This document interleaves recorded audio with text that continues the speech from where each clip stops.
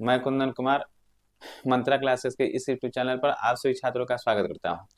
आज हम लोग ग्लोब के क्लास को समझेंगे और ग्लोब से संबंधित और अक्षांश देशांतर से संबंधित बहुत सारे प्रश्न और इसके बातों को देखेंगे। ठीक है, तो चलिए हम लोग क्लास शुरू करते हैं। समझिएगा। ग्लोब,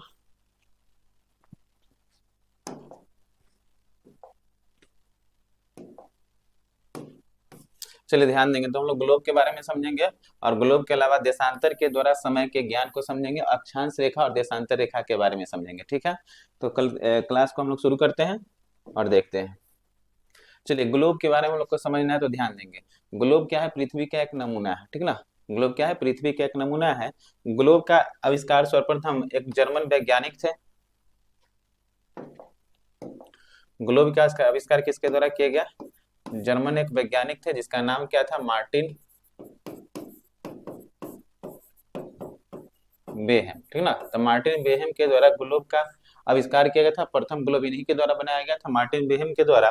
और कब बनाया गया था? 1492 ईस्वी में। ठीक ना, ग्लोब शब्द जो है लैटिन भाषा के ग्लोबस शब्द से लिया गया है। लैटिन भाषा के कौन सा शब्द से लिया गया है?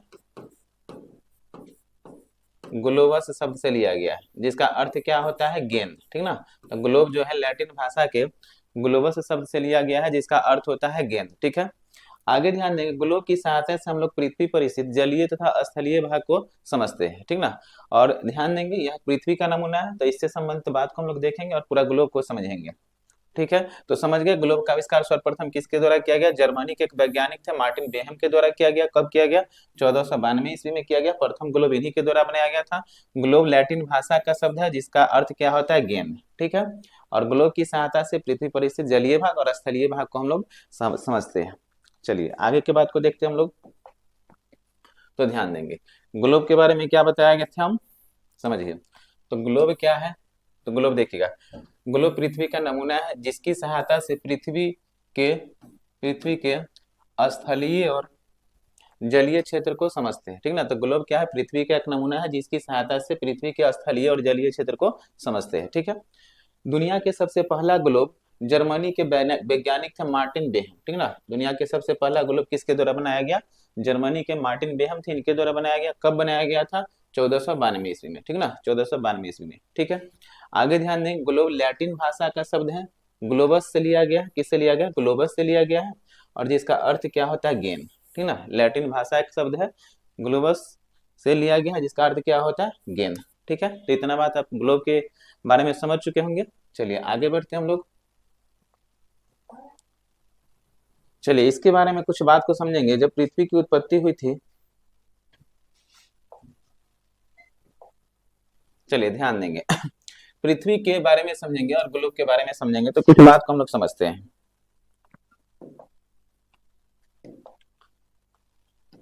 चलिए ध्यान देंगे, पृथ्वी, जिस समय पृथ्वी का निर्माण हुआ था, पृथ्वी की उत्पत्ति हुई थी, उस समय ध्यान देंगे पृथ्वी के बारे में। पृथ्वी दो भागों में बटा हुआ था। फिर पृथ्वी के एक जलीय भाग था और एक स्थलीय भाग था। ठीक है, तो ये मान लीजिए कि ये स्थलीय भाग रहा होगा और ये सब जलीय भाग रहा होगा। ठीक ना, तो पृथ्वी पर के स्थलीय भाग को कहा गया था पेंजिया। क्या कहा गया? पेंजिया। स्थलीय भाग को क्या कहा गया? पेंजिया। ठीक है, और जलीय भाग है, इसका नाम दिया गया था पेंथालासा। ठीक है, तो पृथ्वी पर परम में स्थलीय भाग को पेंजिया कहा गया और जलीय भाग को पेंथालासा कहा गया। इतना बात समझ चुके होंगे। अब ध्यान देंगे, प्लेटों के टकराव या भूकंप की घटना के कारण क्या हुआ कि ये जो पेंजिया था दो भागों में टूटकर अलग हो गया। ठीक ना, पेंजिया टूटकर कितना भागों में अलग हो गया? दो भागों में अलग हो गया। ठीक ना, तो ध्यान देंगे, ऊपर के एक तरफ एक भाग खिसक कर गया और एक भाग नीचे की तरफ खिसकर आया। ठीक ना, और ध्यान देंगे ये सब पानी की मात्रा था, ये पानी था, और यहाँ भी क्या था? पानी आया। ठीक ना, इन सब को ध्यान देंगे तो ऊपर वाला जो भाग खिसक कर गया, इससे क्या कहा गया? तो इसे अंगारा लैंड के नाम से जाना गया। पेंजिया दो भागों में टूट गया, उत्तरी भाग और दक्षिणी भाग। उत्तरी भाग को किस नाम से जाना गया? अंगारा लैंड।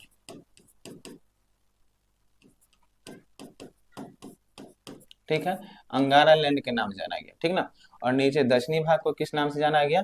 तो गोंडवाना लैंड।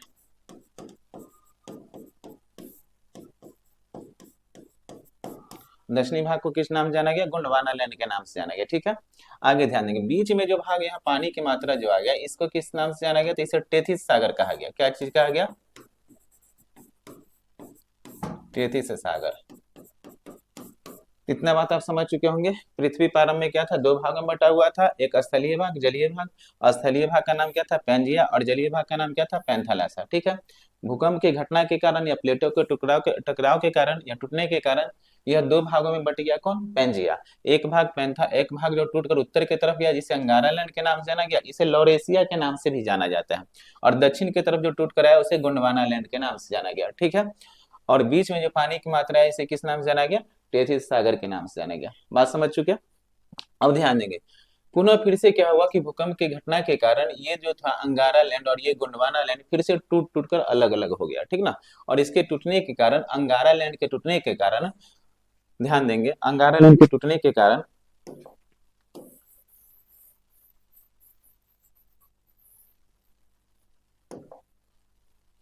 अंगारा लैंड के टूटने के कारण ध्यान देंगे क्या हुआ कि अंगारा लैंड के टूटने के कारण ऊपर में 3 महादेश का निर्माण हुआ। यहाँ ध्यान देंगे कौन कौन महादेश का निर्माण हुआ? ठीक ना, तो एक एशिया महादेश का निर्माण हुआ, यूरोप महादेश का निर्माण हुआ, और एक कौन सा महादेश? उत्तरी अमेरिका।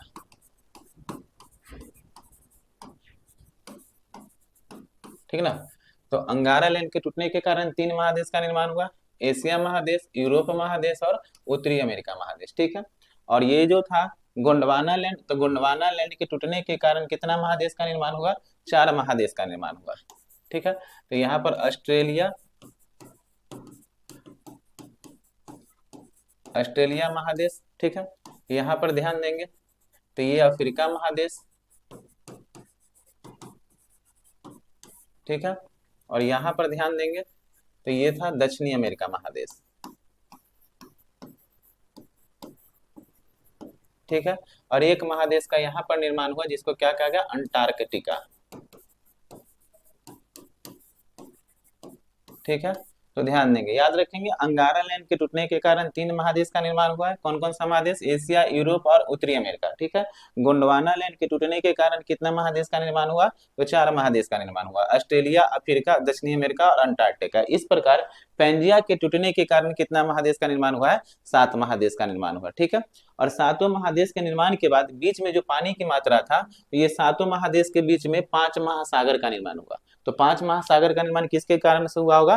पैंथालासा के अलग अलग होने के कारण। ठीक ना, तो पैंथालासा के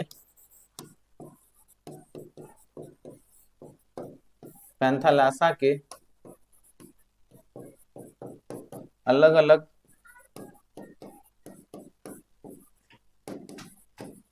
बिखराव या अलग होने के कारण कितना महासागर? 5 महासागर का निर्माण हुआ।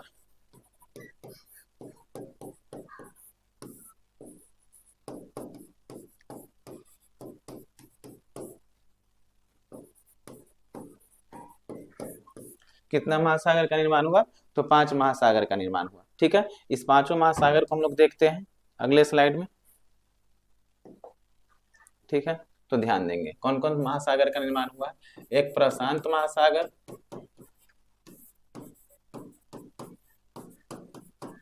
ठीक है, दूसरा देखेंगे अटलांटिक महासागर,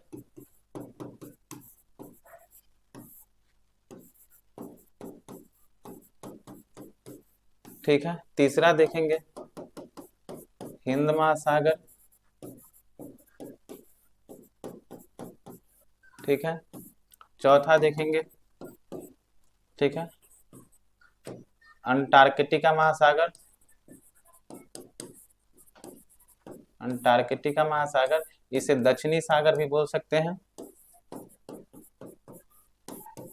ठीक ना, दक्षिणी सागर, दक्षिणी महासागर, और 5वां देखेंगे आर्कटिक महासागर।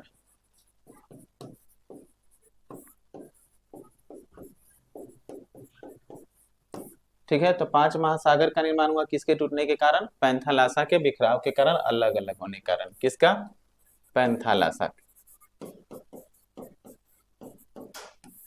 ठीक ना। तो पैंथालासा के बिखराव के कारण कितने महासागर का निर्माण हुआ है? 5 महासागर का। अच्छा तरह से आप समझ चुके होंगे। चलिए आगे की बात को हम लोग देख लेते हैं। चलिए ध्यान देंगे। प्रारंभ में पृथ्वी क्या था? 2 भागों में बटा हुआ था। जो बात हम बताए थे इसको फिर से एक बार हम लोग समझते हैं। चलिए देखिए, प्रारंभ में पृथ्वी 2 भागों में बटा हुआ था। 2 भागों में क्या था? विभक्त था। एक था स्थलीय भाग और एक क्या था? जलीय भाग। ठीक है ना। एक स्थलीय भाग, एक कौन सा भाग? जलीय भाग। ठीक है। स्थलीय भाग को क्या कहा गया था? पैंजिया। स्थलीय भाग को क्या कहा गया? पैंजिया। ठीक ना। और जलीय भाग को देखेंगे तो जलीय भाग को किस नाम से जाना गया? पैंथालासा के नाम से जाना गया। ठीक ना। जलीय भाग को किस नाम से जाना गया? पैंथालासा के नाम से जाना गया। ठीक है। देखिएगा, प्लेटों के टकराव या भूकंप की घटना के कारण क्या हुआ? पैंजिया 2 भागों में टूट गया। पैंजिया कितना भागों में? 2 भागों में टूट गया। जो उत्तर वाला भाग गया उसे किस नाम से जाना गया था? तो पैंजिया के उत्तरी भाग को अंगारा लैंड के नाम से जाना गया। इसे लॉरेशिया के नाम से भी जाना गया। ठीक ना। और पैंजिया के दक्षिणी भाग, तो पैंजिया के दक्षिणी भाग को गोंडवाना लैंड के नाम से जाना गया। ठीक है। तो इस बात को समझ चुके होंगे। पंजिया के दक्षिणी भाग को किस नाम से? गोंडवाना लैंड के नाम से जाना गया। तो उत्तरी भाग को अंगारा लैंड और दक्षिणी भाग को गोंडवाना लैंड के नाम से जाना गया। ठीक है। बीच में जो जलियों का जमाव हुआ उसे किस नाम से जाना गया? तो टेथी सागर। अंगारा लैंड और गोंडवाना लैंड के बीच में जल का जो जमाव हुआ था उसे किस नाम से जाना गया था? टेथी सागर के नाम से जाना गया था। ठीक है। आगे समझिए। पुनः प्लेटों के टकराव या भूकंप की घटना के कारण क्या हुआ? अंगारा लैंड जो था उत्तर वाला भाग, यह टूटकर या फिर यह अंगारा लैंड जो उत्तर वाला भाग था 3 भागों में टूटकर अलग हो गया। और गोंडवाना लैंड कितना भाग में? 4 भाग में। ठीक ना। तो अंगारा लैंड टूटा 3 भाग में, और 3 भाग में टूटने के कारण कितना महादेश का? 3 महादेश का निर्माण हुआ। और गोंडवाना लैंड था कितना भाग में टूटा? 4 भाग में, और इससे टूटने के बाद कितना महादेश का निर्माण हुआ? 4 महादेश का निर्माण हुआ। ठीक है। तो देखेंगे अंगारा लैंड के द्वारा कौन कौन महादेश का निर्माण हुआ है। तो देखिए, अंगारा लैंड के टूटने के कारण ध्यान देंगे, अंगारा लैंड के टूटने के कारण अंगारा लैंड 3 भागों में टूटने से 3 महादेश का निर्माण हुआ। अंगारा लैंड के 3 भागों में टूटने से कितना महादेश का? 3 महादेश का निर्माण हुआ। एशिया महादेश, ठीक ना, यूरोप महादेश और उत्तरी अमेरिका महादेश। ठीक ना। तो अंगारा लैंड के टूटने के कारण कितना महादेश? 3 महादेश, एशिया, यूरोप और उत्तरी अमेरिका। ठीक है। और गोंडवाना लैंड के टूटने के कारण कितना महादेश? 4 महादेश का निर्माण हुआ। ठीक है। ऑस्ट्रेलिया महादेश, अफ्रीका महादेश, दक्षिणी अमेरिका महादेश और अंटार्कटिका महादेश। ठीक है। इस प्रकार पैंजिया के टूटने से ही 7 महादेश का निर्माण हुआ। पैंजिया जो स्थलीय भाग था इसके टूटने के कारण कितना महादेश का निर्माण हुआ? 7 महादेश का निर्माण हुआ। तो इतना बात आप लोग समझ चुके होंगे। आगे हम लोग बढ़ते हैं। इसको थोड़ा मैप से हम लोग देख लेते हैं।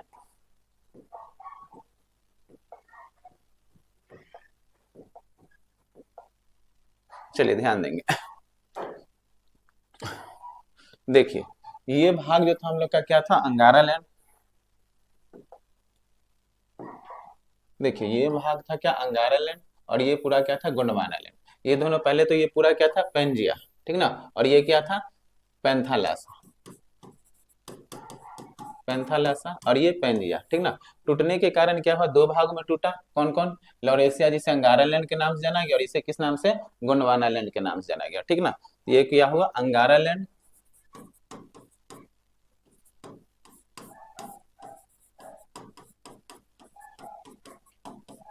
अंगारा लैंड और ये गोंडवाना लैंड। ठीक ना। और ये था पैंथालासा। इसके टूटने के कारण ऊपर में 3 महादेश का निर्माण हुआ। ऊपर में 3 महादेश का निर्माण हुआ, एशिया, यूरोप और उत्तरी अमेरिका। ठीक ना। अंगारा लैंड के टूटने के कारण कितना महादेश? 3 महादेश, एशिया, यूरोप और उत्तरी अमेरिका। ठीक है। और गोंडवाना लैंड के टूटने के कारण कितना महादेश? 4 महादेश। ठीक ना। ऑस्ट्रेलिया, ठीक ना, अफ्रीका, ये टूटा हुआ इंडिया का भाग है जो कि हम लोग आगे समझेंगे, दक्षिणी अमेरिका और अंटार्कटिका। तो 4 महादेश का इस प्रकार से कितना महादेश बने? 7 महादेश। देखेंगे, एशिया, यूरोप, अफ्रीका, उत्तरी अमेरिका, दक्षिणी अमेरिका और ऑस्ट्रेलिया। ठीक ना। और ध्यान देंगे कितने महासागर का निर्माण हुआ था? 5 महासागर का।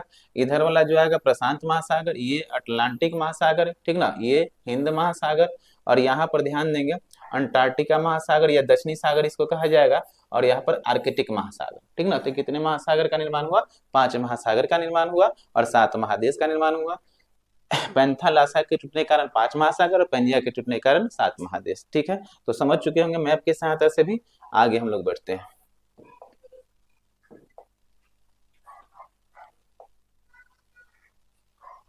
तो ध्यान देंगे, इस प्रकार पैंजिया के टूटने के कारण कितना महादेश? 7 महादेशों का निर्माण हुआ है। चलिए आगे बढ़ते हैं हम लोग। चलिए ध्यान देंगे, पैंथल ऐसा 7 महादेशों के बीच विभक्त हो गया जिससे 5 महासागरों का निर्माण हुआ। तो पैंथल ऐसा 7 महादेशों में विभक्त हुआ जिसके कारण बीच में क्या हुआ, 5 महासागर का निर्माण हुआ। जो 5 महासागर कौन कौन था, प्रशांत महासागर, अटलांटिक महासागर, हिंद महासागर, आर्कटिक महासागर या दक्षिणी सागर, और एक कौन था, आर्कटिक महासागर। ठीक ना, कितने महासागर का निर्माण हुआ पैंथल ऐसा के टूटने के कारण, 5 महासागर का। क्लियर है, आगे बढ़ते हम लोग। चलिए क्षेत्रफल के आधार पर महादेशों का क्रम देखेंगे। ठीक है, तो क्षेत्रफल के आधार पर महादेशों का क्रम देखेंगे, इसके लिए हम लोग मैप की सहायता ले लेते हैं और मैप से समझते हैं। ठीक ना, तो देखिए मैप दिखाई दे रहा है, या कोई अच्छा मैप ले ले, देखते हैं कोई अच्छा मैप होगा तो।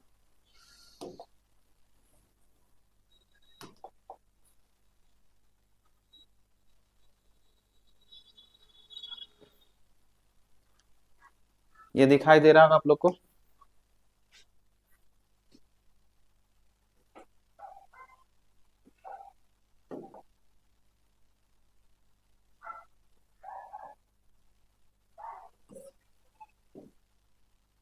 चलिए समझते हैं।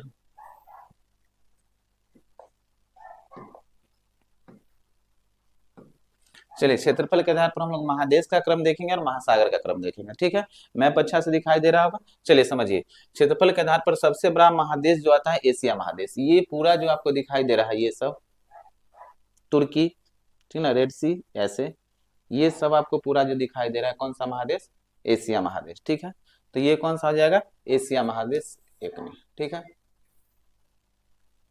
दूसरा देखेंगे हम लोग अफ्रीका महादेश। ठीक ना, तीसरा देखेंगे क्षेत्रफल के आधार पर हम लोग देख रहे हैं, तो पहला एशिया, दूसरा अफ्रीका, तीसरा देखेंगे उत्तरी अमेरिका, चौथा देखेंगे दक्षिणी अमेरिका, पांचवा देखेंगे अंटार्कटिका। ये मैप थोड़ा और ऊपर जाएगा, एक मिनट रुक जाइएगा। ठीक है,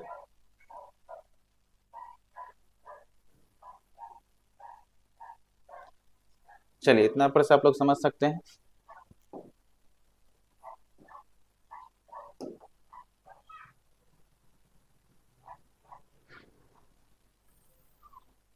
चलिए तो पहला हम लोग देखे क्या, ये एशिया, ये पूरा भाग क्या चीज का है, एशिया का। तो पहला एशिया, ठीक है, दूसरा अफ्रीका, तीसरा उत्तरी अमेरिका। क्षेत्रफल के आधार पर हम लोग महादेशों का क्रम देख रहे हैं, पहला एशिया, दूसरा अफ्रीका, तीसरा उत्तरी अमेरिका, चौथा दक्षिण अमेरिका, पांचवा अंटार्कटिका। नीचे वाला जो एक महादेश होगा अंटार्कटिका होगा। ठीक ना, छठा हो जाएगा यूरोप, और सातवां क्या हो जाएगा, ऑस्ट्रेलिया। ठीक ना, सातवां क्या हो जाएगा, ऑस्ट्रेलिया।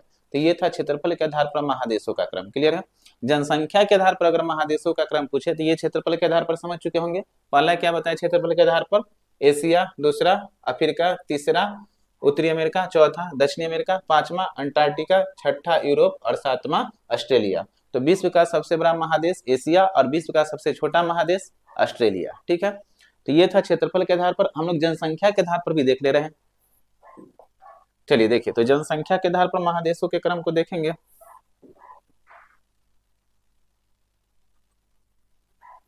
तो जनसंख्या के आधार पर महादेशों के क्रम के देखेंगे हम लोग। तो पहला हो जाएगा एशिया, जनसंख्या के आधार पर भी और क्षेत्रफल के आधार पर, और दूसरा हो जाएगा अफ्रीका, जनसंख्या के आधार पर भी और क्षेत्रफल के आधार पर भी। ठीक ना, तो पहला एशिया जनसंख्या के आधार पर महादेश, दूसरा अफ्रीका महादेश, और तीसरा जनसंख्या के आधार पर महादेश हो जाएगा यूरोप। ठीक है, तीसरा जनसंख्या के आधार पर महादेश कौन सा, यूरोप। ठीक है, चौथा हो जाएगा उत्तरी अमेरिका। ठीक ना, पांचवा हो जाएगा दक्षिणी अमेरिका, छठा हो जाएगा ऑस्ट्रेलिया, और सातवां हो जाएगा अंटार्कटिका। नीचे वाला जो महादेश हो जाएगा ये नीचे की तरफ अंटार्कटिका। ठीक ना, तो इस प्रकार 7 महादेश जनसंख्या के आधार पर। अंटार्कटिका के बारे में याद रखेंगे, अंटार्कटिका एक ऐसा महादेश है जहां पर कोई जनसंख्या निवास नहीं करती है, क्योंकि वहां पर बर्फीला ध्रुवीय क्षेत्र है, इसलिए अंटार्कटिका महादेश पर कोई जनसंख्या निवास नहीं करती। वहां पर क्या, अंटार्कटिका क्षेत्र पर भारत का शोध संस्थान है, भारतीय है, गंगोत्री है, ये सब शोध संस्थान भारत का है। ठीक ना, चलिए तो ये आप लोग समझ चुके होंगे जनसंख्या के आधार पर और क्षेत्रफल के आधार पर महादेशों का क्रम। यहीं पर महासागर भी देख लेंगे कि क्षेत्रफल के आधार पर महादेशों का, महासागरों का क्रम क्या होगा, इसको भी थोड़ा समझ लीजिए।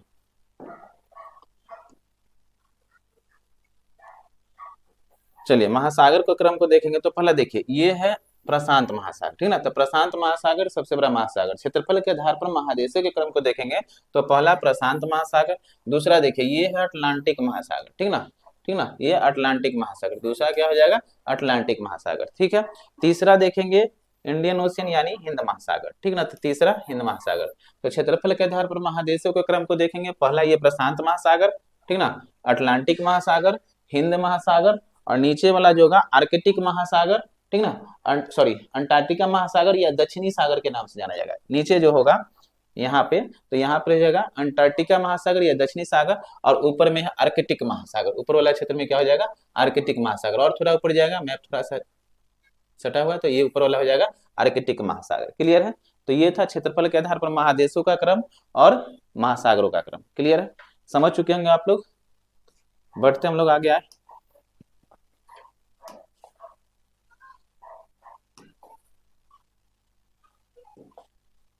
चलिए, तो क्षेत्रफल के आधार पर महादेशों के क्रम को देखेंगे, ठीक है। पहला एशिया, क्षेत्रफल के आधार पर महादेशों के क्रम को देखेंगे, पहला एशिया, दूसरा अफ्रीका मैप में जैसे हम लोग समझे थे, और तीसरा क्या हो जाएगा उत्तरी अमेरिका, ठीक है। चौथा दक्षिणी अमेरिका, ठीक ना, अंटार्कटिका, ऑस्ट्रेलिया, और सातवां सबसे छोटा में आ जाएगा ऑस्ट्रेलिया। तो विश्व का सबसे बड़ा महादेश ऑस्ट्रेलिया, और विश्व का सबसे छोटा महादेश, सॉरी विश्व का सबसे बड़ा महादेश एशिया, और विश्व का सबसे छोटा महादेश ऑस्ट्रेलिया। क्लियर है। आगे ध्यान देंगे, जनसंख्या के आधार पर महादेशों के क्रम को देखेंगे, ठीक ना। तो जनसंख्या के आधार पर महादेशों का क्रम हम बताए थे, पहला एशिया, दूसरा अफ्रीका, ठीक है, तीसरा यूरोप, तीसरा क्या हो जाएगा यूरोप, चौथा उत्तरी अमेरिका, पांचवा दक्षिणी अमेरिका, छठा ऑस्ट्रेलिया जनसंख्या के आधार पर, और सातवां अंटार्कटिका। अंटार्कटिका के बारे में क्या बताए थे, अंटार्कटिका एकमात्र ऐसा महादेश है जहां पर जनसंख्या निवास नहीं करती है, ठीक है। तो ये था हम लोग जनसंख्या के आधार पर महादेशों का क्रम और जनसंख्या के आधार पर महासागरों का क्रम। क्लियर है। आगे हम लोग बढ़ते हैं।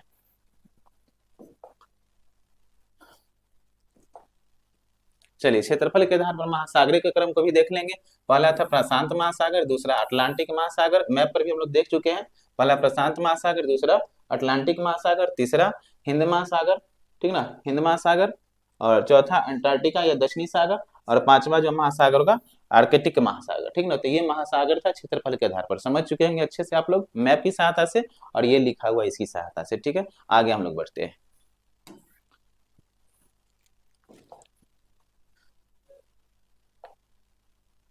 चलिए, अक्षांश और देशांतर रेखा के बारे में लोग समझेंगे, ठीक है। तो इसके बारे में हम लोग समझते हैं और एक अच्छा स्लाइड ले लेते हैं और इस पे हम समझेंगे, ठीक है।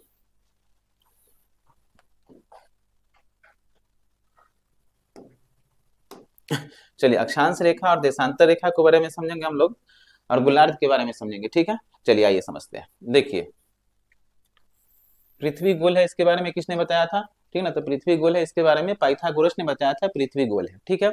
देखिए, पृथ्वी को दो बराबर भागों में बांटने वाली एक रेखा होती है, ठीक है ना। तो पृथ्वी को दो बराबर भागों में बांटने वाली रेखा क्या कहलाती है, विषुवत रेखा, ठीक है। तो इसको कहा जाता है विषुवत रेखा, या इसी को कहा जाएगा भूमध्य, भूमि के मध्य रेखा, भूमध्य रेखा, ठीक ना।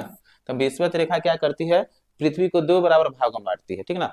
ऊपर में उत्तर के तरफ जो अर्धगोला का निर्माण हो रहा है, उत्तर के तरफ जो अर्धगोला का निर्माण हो रहा है उसे उत्तरी गोलार्ध कहा जाएगा, और दक्षिण के तरफ जो अर्धगोला का निर्माण हो रहा है इसे क्या कहा जाएगा, दक्षिणी गोलार्ध कहा जाएगा, ठीक ना। तो विषुवत रेखा पृथ्वी को दो बराबर भागों में बांटती है, उत्तरी गोलार्ध और दक्षिणी गोलार्ध, ठीक है। तो उत्तर में जो अर्धगोला का निर्माण हो रहा है उसे क्या कहा गया, उत्तरी गोलार्ध,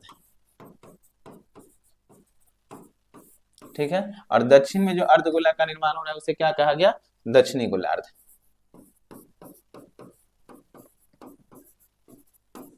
ठीक है। तो ध्यान देंगे, विषुवत रेखा पृथ्वी को दो बराबर भागों में बांटती है, विषुवत रेखा या भूमध्य रेखा, उत्तरी गोलार्ध और दक्षिणी गोलार्ध, ठीक है। तो ध्यान देंगे, विषुवत रेखा जो है दो भागों में बांटी, उत्तरी गोलार्ध और दक्षिणी गोलार्ध।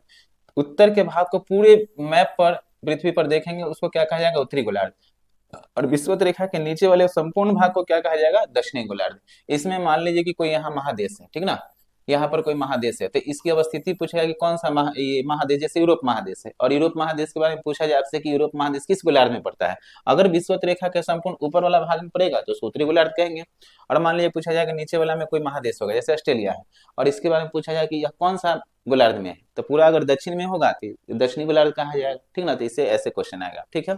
तो उत्तरी गोलार्ध, दक्षिणी गोलार्ध। फिर से एक बार समझिए, विषुवत रेखा पृथ्वी को दो बराबर भागों में बांटती है, उत्तरी गोलार्ध और दक्षिणी गोलार्ध। ठीक है, विषुवत रेखा जो होती है पृथ्वी पर सबसे लंबी अक्षांशीय रेखा होती है, ठीक ना, जिसकी लंबाई लगभग 40,090 किलोमीटर होती है, ठीक ना।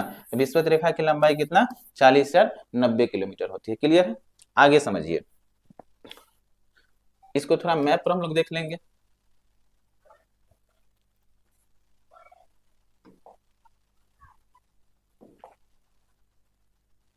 यहां पर देख लीजिए मैप पर,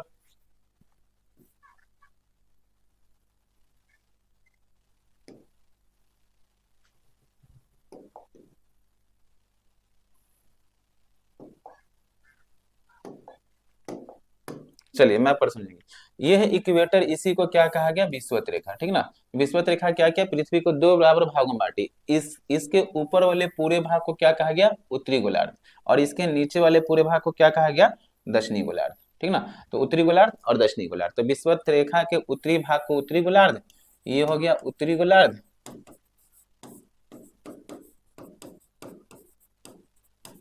और ये क्या हो गया, दक्षिणी गोलार्ध, ठीक ना। विषुवत रेखा दो भाग में बांटी, उत्तरी गोलार्ध और दक्षिणी गोलार्ध। क्लियर है, ये बात समझ गए होंगे। विषुवत रेखा, इसे भूमध्य रेखा भी कहा गया, लंबाई रेखा है लगभग 40,090 किलोमीटर, ठीक है। तो ये विषुवत रेखा आप समझ चुके होंगे और भूमध्य रेखा आप समझ चुके होंगे, गोलार्ध भी समझ चुके होंगे, उत्तरी गोलार्ध और दक्षिणी गोलार्ध। इससे संबंधित कुछ बात हम बताते हैं आपको, समझिएगा। एक मैप लेते हैं, हम उस पर समझते हैं।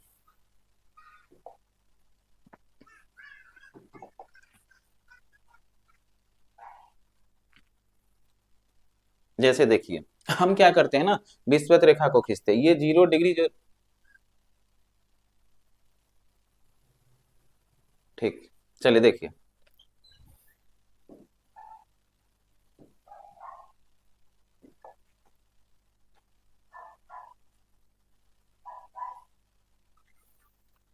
देखिए ये है 0 डिग्री, इसी को क्या कहा गया, विषुवत रेखा। ये विषुवत रेखा क्या कर रही है, पृथ्वी को दो बराबर भागों में बांट रही है, ठीक है ना।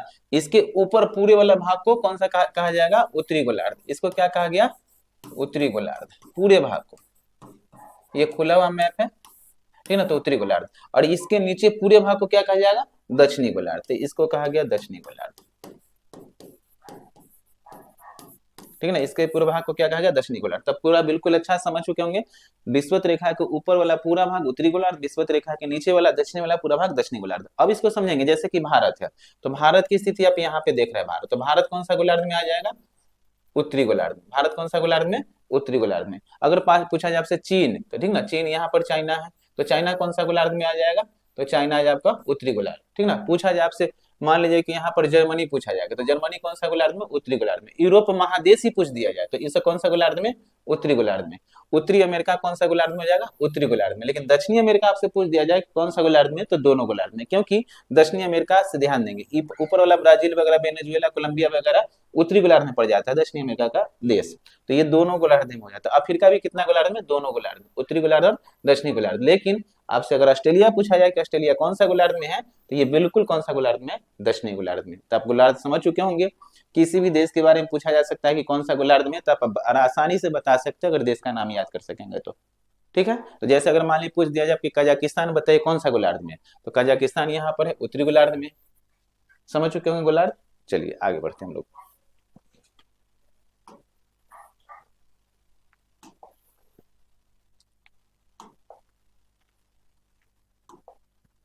चलिए हम लोग समझे गोलार्ध, उत्तरी गोलार्ध और दक्षिणी गोलार्ध। क्लियर, अब ध्यान देंगे।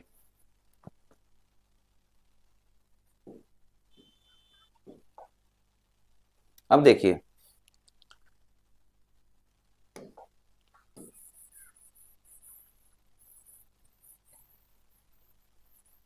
गोलार्ध हम लोग समझ चुके हैं और विषुवत रेखा समझ चुके हैं। अब ध्यान देंगे, हम लोग विषुवत रेखा समझ चुके हैं, इसी को कहा गया है विषुवत रेखा, ठीक है। इसको क्या कहा गया, विषुवत रेखा। आगे हम लोग समझते हैं। चलिए ध्यान देंगे, इसको कहा गया विषुवत रेखा, ठीक है, विषुवत रेखा या भूमध्य रेखा,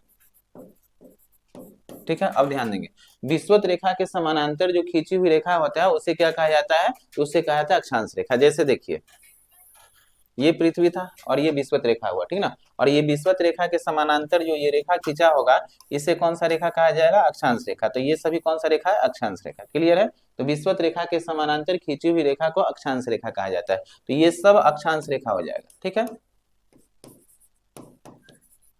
विषुवत रेखा भी कौन सा होगा, एक अक्षांश रेखा होगा। विषुवत रेखा कितना डिग्री पे होगा, 0 डिग्री पर, ठीक ना। तो विषुवत रेखा भी एक अक्षांश रेखा होगा और ये विषुवत रेखा के समांतर खींची हुई सभी रेखाएं क्या कहलाएगी, अक्षांश रेखा कहलाएगी,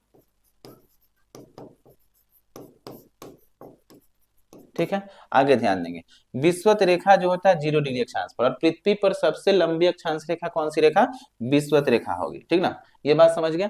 तो ध्यान देंगे, ये विषुवत रेखा है और विषुवत रेखा के समानांतर जो भी रेखा खींचा होगा इस सब रेखा को क्या कहा जाएगा, अक्षांश रेखा। ये सब कौन सा रेखा होगा, अक्षांश रेखा, ठीक है। तो ये सब अक्षांश रेखा होगा। क्लियर है, ये बात आप समझ चुके होंगे। अब ध्यान देंगे, देखिए 0 डिग्री है यहाँ पर और यहाँ पर 90 डिग्री। तो 0 डिग्री से उत्तर के तरफ प्रत्येक एक एक डिग्री पर एक एक अक्षांश रेखा खींचा हुआ होगा, ठीक है। 0 डिग्री से प्रत्येक एक एक डिग्री पर कितना अक्षांश, एक एक अक्षांश रेखा खींचा होगा।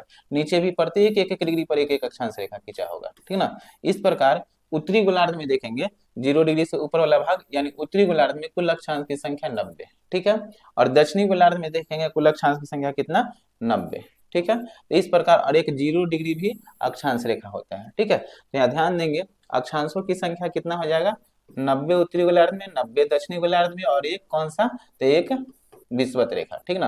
तो कुल अक्षांशों की संख्या 181, ठीक है। लेकिन क्या होता है ना कि 90 डिग्री जो अक्षांश रेखा एक बिंदु माना जाता है, 90 डिग्री उत्तरी अक्षांश और 90 डिग्री दक्षिणी अक्षांश, इसको अक्षांश रेखा ना मानकर एक केंद्र बिंदु माना जाता है। अतः उत्तरी ध्रुव 90 डिग्री और दक्षिणी ध्रुव 90 डिग्री अक्षांश रेखा को घटा लिया जाता है। तो 2 अक्षांश इसमें से घट जाएगा तो 179 अक्षांश, ठीक ना। तो पृथ्वी पर अक्षांशों की संख्या कितना, 179। समझ चुके होंगे। उत्तरी गोलार्ध में 90 अक्षांश, दक्षिणी गोलार्ध में 90 अक्षांश, टोटल अक्षांशों की संख्या विषुवत रेखा सहित 181। लेकिन उत्तरी ध्रुव 90 डिग्री अक्षांश रेखा और दक्षिणी ध्रुव 90 डिग्री अक्षांश रेखा को घटाकर कुल अक्षांशों की संख्या पृथ्वी पर 179 अक्षांश रेखा होती है। क्लियर है। अब समझिए, 2 अक्षांशों के बीच के स्थान को, जैसे ये अक्षांश और यहाँ अक्षांश है, दोनों अक्षांशों के बीच की दूरी जो होती है 111 किलोमीटर होती है, ठीक ना। कितना किलोमीटर, 111 किलोमीटर। 2 अक्षांश के बीच की दूरी कितना किलोमीटर, 111 किलोमीटर। समझ चुके होंगे। 2 अक्षांश के बीच के स्थान दिखाई दे रहा है, ठीक ना। 2 अक्षांश के बीच के स्थान को क्या कहा गया, कटिबंध। इसको क्या कहा गया, कटिबंध। क्लियर है। 2 अक्षांश के बीच के स्थान को कटिबंध कहा गया और 2 अक्षांश के बीच की दूरी कितना किलोमीटर होती है, 111 किलोमीटर। क्लियर है। आगे समझिए, यहां ध्यान देंगे विषुवत रेखा से ऊपर की तरफ हम लोग बढ़ेंगे ध्रुव की तरफ तो अक्षांश की लंबाई में देखिए कमी होगा या वृद्धि होगा। तो ये विषुवत रेखा सबसे लंबी अक्षांश रेखा हो गया और जैसे जैसे ध्रुव की तरफ जाएंगे, तो जैसे जैसे विषुवत रेखा से ध्रुव की तरफ जाएंगे तो अक्षांश की लंबाई में देखिए क्या हो रहा है, वृद्धि हो रहा है कि कमी हो रहा है, कमी होते चला जा रहा है, छोटा होते चला जा रहा है, ठीक है।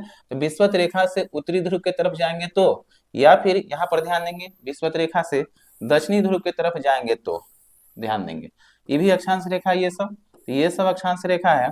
तो विषुवत रेखा से उत्तरी अक्षांश की तरफ जाने पर या विषुवत रेखा से दक्षिणी अक्षांश की रेखा, दक्षिणी ध्रुव की तरफ जाने पर अक्षांश की लंबाई में कमी होती है, ठीक ना। तो विषुवत रेखा से दोनों ध्रुवों की तरफ जाने पर अक्षांश की लंबाई में क्या होगा, कमी होगा। इस बात को याद रखेंगे, ठीक है। विषुवत रेखा से उत्तरी ध्रुव की तरफ जाने पर और विषुवत रेखा से दक्षिणी ध्रुव की तरफ जाने पर अक्षांश की लंबाई में कमी होती है। क्लियर है। आगे ध्यान देंगे, उत्तरी ध्रुव से यानी उत्तरी ध्रुव से या दक्षिणी ध्रुव से, दोनों ध्रुवों से विषुवत रेखा के तरफ जाने पर अक्षांश की लंबाई में क्या होगी, वृद्धि होगी। कैसे होगी, देखिए ये सबसे छोटा अक्षांश रेखा होगा, जैसे जैसे नीचे की तरफ आएंगे अक्षांश की लंबाई में वृद्धि हो जाएगा। यहाँ छोटा होगा, यहाँ थोड़ा बड़ा होगा, यहाँ बड़ा होगा, यहाँ बड़ा होगा, यहाँ बड़ा होगा, यहाँ बड़ा होगा और सबसे बड़ा अक्षांश रेखा कौन हो जाएगा, 0 डिग्री, ठीक ना। तो दोनों ध्रुवों से विषुवत रेखा की तरफ जाएंगे तो ध्यान देंगे अक्षांश की लंबाई में क्या हो रहा है, वृद्धि हो रहा है। तो इस पॉइंट को याद रखेंगे हम लोग कि विषुवत रेखा से दोनों ध्रुवों की तरफ जाने पर अक्षांश की लंबाई में कमी होती है और दोनों ध्रुवों से विषुवत रेखा की तरफ जाने पर अक्षांश की लंबाई में वृद्धि होती है। क्लियर है। तो ये था आपका अक्षांश रेखा। क्लियर है। अब ध्यान देंगे इससे संबंधित कुछ बात को देखेंगे।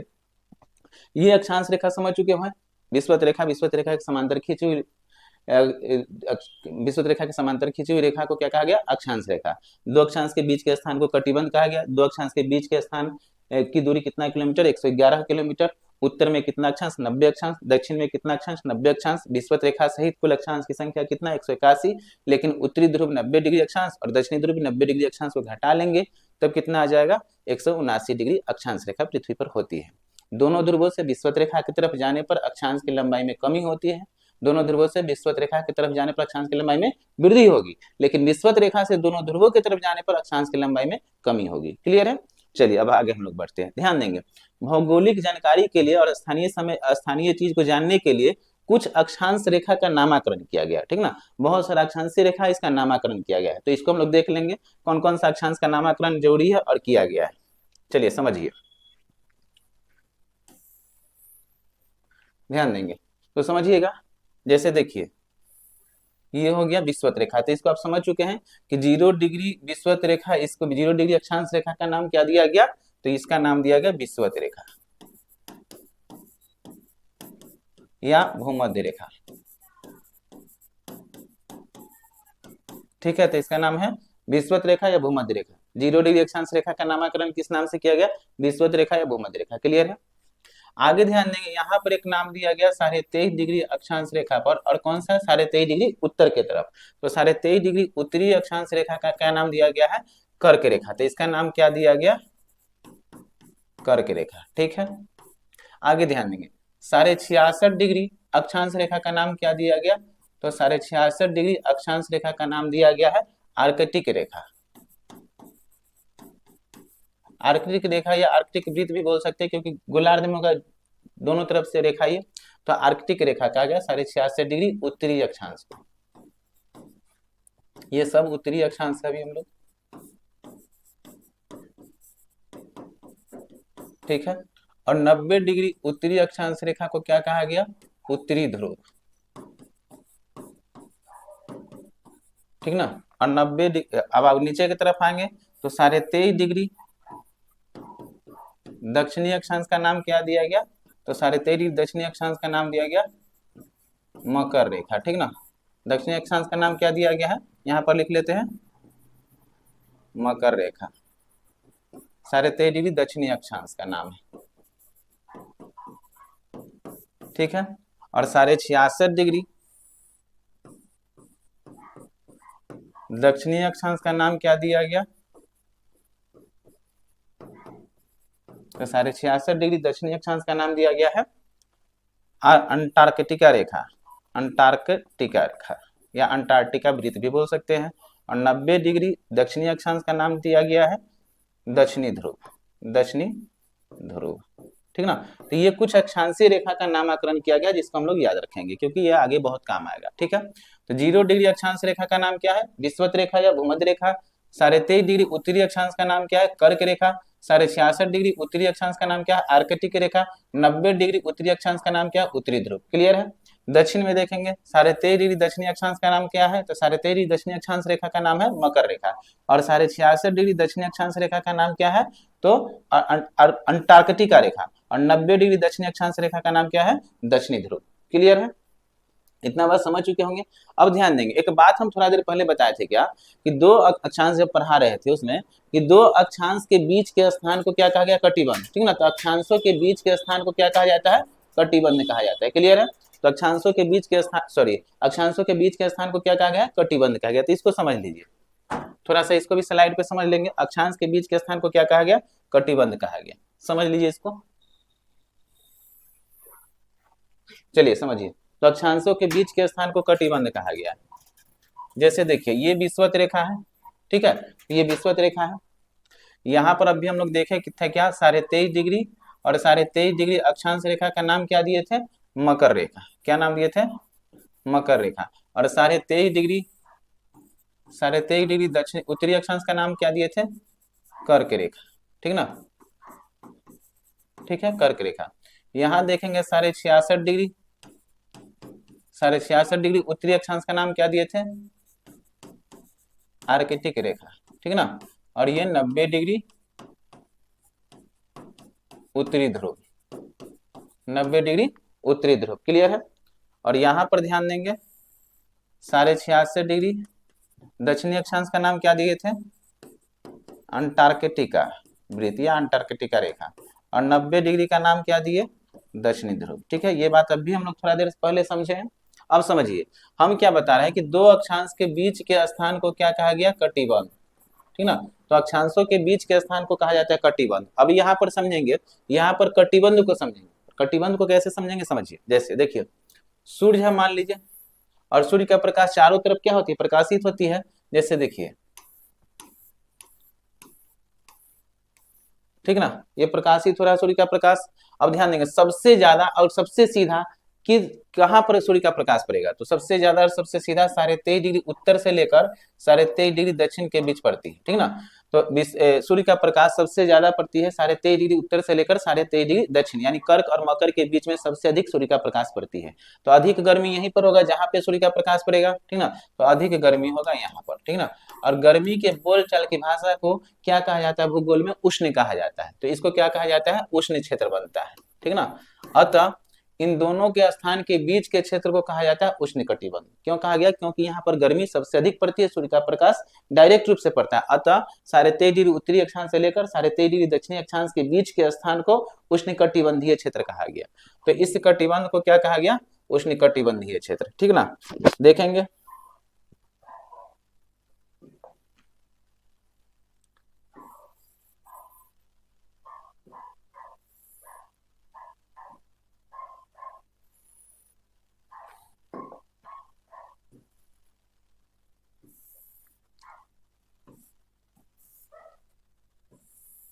चलिए।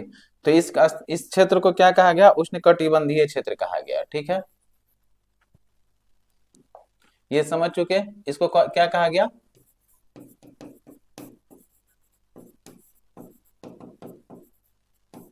उष्ण कटिबंधीय क्षेत्र। ठीक है, तो 23.5 डिग्री उत्तरी अक्षांश से लेकर 23.5 डिग्री दक्षिणी अक्षांश के बीच के स्थान को उष्ण कटिबंधीय क्षेत्र कहा जाता है। क्लियर है।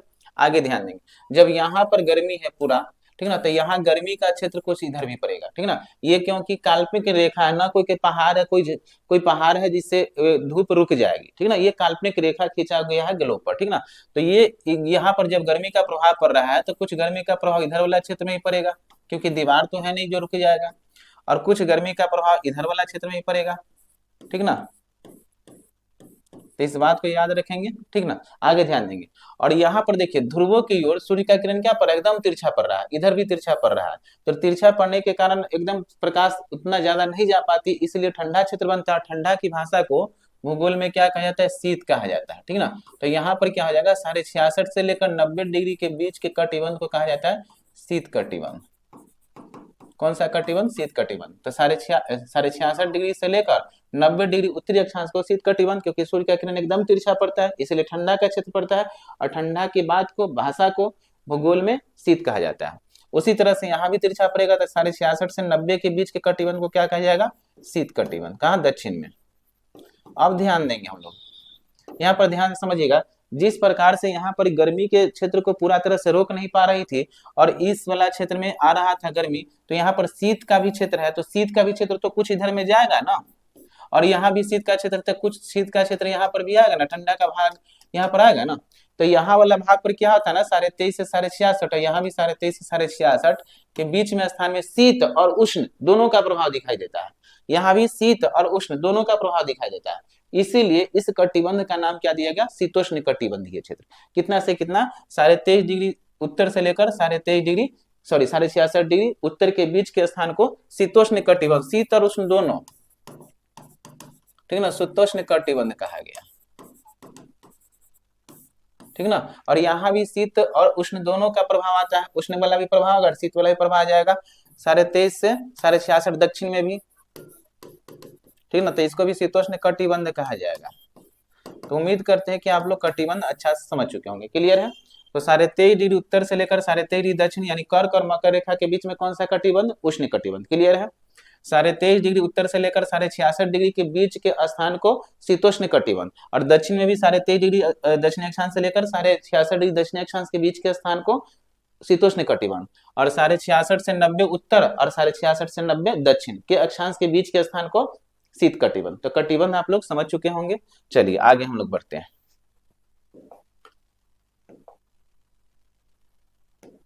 तो अक्षांश भी समझ गए, कटिबंध भी समझ गए, तो कुछ स्लाइड के बाद को हम लोग देख लेते हैं। तो गोलार्ध हम लोग समझ चुके थे, चलिए यहाँ से समझना शुरू करते हैं क्या था। चलिए ध्यान देंगे, अक्षांश रेखा और देशांतर रेखा, ठीक है। तो पाइथागोरस ने क्या बताया था कि पृथ्वी गोल है, ठीक ना। पाइथागोरस ने क्या बताया था, पृथ्वी गोल है। पृथ्वी को दो बराबर भागों में बांटने वाली रेखा क्या कहलाती है, विषुवत रेखा या फिर भूमध्य रेखा। पृथ्वी को दो बराबर भागों में बांटने वाली रेखा क्या कहलाती है, विषुवत रेखा या भूमध्य रेखा, ठीक है। विषुवत रेखा या भूमध्य रेखा पृथ्वी को दो बराबर भागों में बांटती है, दो गोलार्धों में बांटती है। कितना गोलार्ध में, दो गोलार्धों में बांटती है। कौन सा गोलार्ध, उत्तर के तरफ उत्तरी गोलार्ध और दक्षिण के तरफ कौन सा गोलार्ध, दक्षिणी गोलार्ध, ठीक ना। तो विषुवत रेखा पृथ्वी को दो बराबर भागों में बांटती है, उत्तरी गोलार्ध और दक्षिणी गोलार्ध, ठीक है। जो कि हम लोग देख चुके हैं पूरा। अब ध्यान देंगे, विषुवत रेखा की कुल लंबाई लगभग कितना, हम बताए थे 40,090 किलोमीटर। तो विषुवत रेखा की कुल लंबाई कितना किलोमीटर, 40,090 किलोमीटर। अक्षांश रेखा के बारे में देखेंगे, अक्षांश रेखा किसे कहा जाता है, तो विषुवत रेखा के समानांतर खींची हुई काल्पनिक रेखा कौन सी रेखा कहलाती है, अक्षांश रेखा कहलाती है। तो विषुवत रेखा के समानांतर खींची हुई काल्पनिक रेखा अक्षांश रेखा कहलाती है। क्लियर है। विषुवत रेखा भी एक अक्षांशीय रेखा है। तो विषुवत रेखा भी क्या है, एक अक्षांशीय रेखा है, जो कि पृथ्वी पर सबसे लंबी अक्षांश रेखा है। क्लियर है। विषुवत रेखा भी एक अक्षांशीय रेखा है, जो कि पृथ्वी पर सबसे लंबी अक्षांशीय रेखा है। एक बात ध्यान देंगे, यहाँ पर देखिए, ये जो है 0 डिग्री तो सबसे लंबी अक्षांश रेखा होगा। जैसे उत्तर की तरफ बढ़ेंगे तो हम क्या बताए थे, 90 डिग्री सबसे छोटा अक्षांश रेखा। तो विषुवत रेखा सबसे लंबी अक्षांश रेखा और 90 डिग्री सबसे छोटा अक्षांश रेखा। क्लियर है। आगे समझिए, 0 डिग्री अक्षांश पर स्थित है। तो विषुवत रेखा कितना डिग्री अक्षांश पर स्थित है, 0 डिग्री अक्षांश पर स्थित है। उत्तरी गोलार्ध में कुल अक्षांशों की संख्या कितना है, 90। और दक्षिणी गोलार्ध में कुल अक्षांशों की संख्या कितनी होगी, 90, ठीक है। उत्तरी गोलार्ध में कुल अक्षांश की संख्या 90 और दक्षिणी गोलार्ध में भी कुल अक्षांशों की संख्या 90, ठीक है। आगे बढ़ते हैं। इस प्रकार उत्तरी गोलार्ध और दक्षिणी गोलार्ध में अक्षांशों की संख्या मिलाकर कितना हो जाएगा, 180, ठीक है।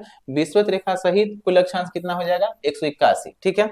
लेकिन 90 डिग्री उत्तरी ध्रुव अक्षांश रेखा और 90 डिग्री दक्षिणी अक्षांश रेखा एक बिंदु माना गया, ठीक है। अतः क्या हो गया, इस प्रकार पृथ्वी पर अक्षांशों की संख्या 179 हो जाएगी। कैसे हो जाएगी, तो 181 यानी 90 उत्तरी गोलार्ध, 90 दक्षिणी गोलार्ध, एक विषुवत रेखा, 181। इस प्रकार 181 माइनस दोनों ध्रुवीय 90 डिग्री उत्तरी अक्षांश, 90 डिग्री दक्षिणी अक्षांश को घटा लेंगे तो कितना आ जाएगा, 179 कुल अक्षांश की संख्या। क्लियर है। तो इतना बात आप समझ चुके होंगे। आगे बढ़ते हैं हम लोग। दो अक्षांशों के बीच के स्थान की दूरी कितना किलोमीटर बताते हैं, 111 किलोमीटर। क्लियर है। तो दो अक्षांश के बीच की दूरी लगभग कितना किलोमीटर, 111 किलोमीटर। क्लियर है। दो अक्षांशों के बीच के स्थान को क्या कहा गया, कटिबंध, ठीक ना। तो दो अक्षांशों के बीच के स्थान को क्या कहा जाता है, कटिबंध। क्लियर है। विषुवत रेखा, ध्यान देंगे, विषुवत रेखा से दोनों ध्रुवों की तरफ जाने पर, विषुवत रेखा से दोनों ध्रुव उत्तरी ध्रुव और दक्षिणी ध्रुव की तरफ जाने पर अक्षांश की लंबाई में क्या हो रही थी, कमी हो रही थी। क्या होती है, कमी होती है। विषुवत रेखा से दोनों ध्रुवों की तरफ जाने पर अक्षांश की लंबाई में कमी होती है। दोनों ध्रुवों से, उत्तरी ध्रुव और दक्षिणी ध्रुव, दोनों ध्रुवों से विषुवत रेखा की तरफ जाने पर अक्षांश की लंबाई में क्या होगी, वृद्धि होगी, ठीक ना। दोनों ध्रुवों से विषुवत रेखा की तरफ जाने पर अक्षांश की लंबाई में वृद्धि होती है। क्लियर है। आगे बढ़ते हम लोग, ठीक है। अतः सबसे लंबी अक्षांशीय रेखा विषुवत रेखा, अतः सबसे लंबी अक्षांश रेखा 0 डिग्री अक्षांश रेखा यानी विषुवत रेखा, और सबसे छोटी अक्षांश रेखा कौन, 90 डिग्री अक्षांश रेखा होती है। क्लियर है। तो ये बात आप लोग अक्षांश में समझ चुके होंगे, ठीक है। आगे बढ़ते हम लोग। ध्यान देंगे, पृथ्वी पर भौगोलिक जानकारी के लिए कुछ अक्षांश का नामकरण किया गया, जैसे कर्क मकर जो बताया था, कुछ नामकरण किया गया। जैसे 0 डिग्री अक्षांश रेखा को विषुवत रेखा या भूमध्य रेखा कहा गया, यानी 0 डिग्री उत्तरी अक्षांश और दक्षिणी अक्षांश 0 डिग्री एक ही अक्षांश रेखा होगा, ठीक है। अतः इसे क्या कहा जाए, भूमध्य रेखा या विषुवत रेखा या इक्वेटर कहा जाता है। क्लियर है। 23.5 डिग्री, यहाँ ध्यान देंगे, उत्तरी अक्षांश, और उत्तरी अक्षांश में हम क्या बताए थे, कर्क रेखा। तो 23.5 डिग्री उत्तरी अक्षांश रेखा को कर्क रेखा कहा जाता है, ठीक है। आगे ध्यान देंगे, 66.5 डिग्री उत्तरी, तो 66.5 डिग्री उत्तरी अक्षांश रेखा को आर्कटिक रेखा कहा जाता है। 90 डिग्री उत्तरी अक्षांश रेखा उत्तरी ध्रुव कहलाएगी। कौन सा ध्रुव, उत्तरी ध्रुव कहलाएगी। क्लियर है। आगे बढ़े, चलिए देखिए 23.5 डिग्री ध्यान देंगे, पृथ्वी पर भौगोलिक जानकारी के लिए कुछ अक्षांश का नामकरण किया गया है। तो 23.5 डिग्री दक्षिणी अक्षांश रेखा को क्या कहा गया, मकर रेखा। दक्षिणी अक्षांश रेखा 23.5 डिग्री पर क्या कहलाती है, मकर रेखा। क्लियर है। 66.5 डिग्री दक्षिणी अक्षांश रेखा को क्या कहा गया, अंटार्कटिका रेखा या अंटार्कटिका वृत्त भी कहा जाएगा, ठीक है। 90 डिग्री दक्षिणी अक्षांश रेखा को क्या कहा जाएगा, दक्षिणी ध्रुव कहा जाएगा। क्या कहा जाएगा, दक्षिणी ध्रुव कहा जाएगा। क्लियर है। आगे बढ़ते हैं। तो इतना तक आप लोग समझ चुके होंगे अच्छी तरह से। ये देखिए, तो 66.5 डिग्री क्या हो गया,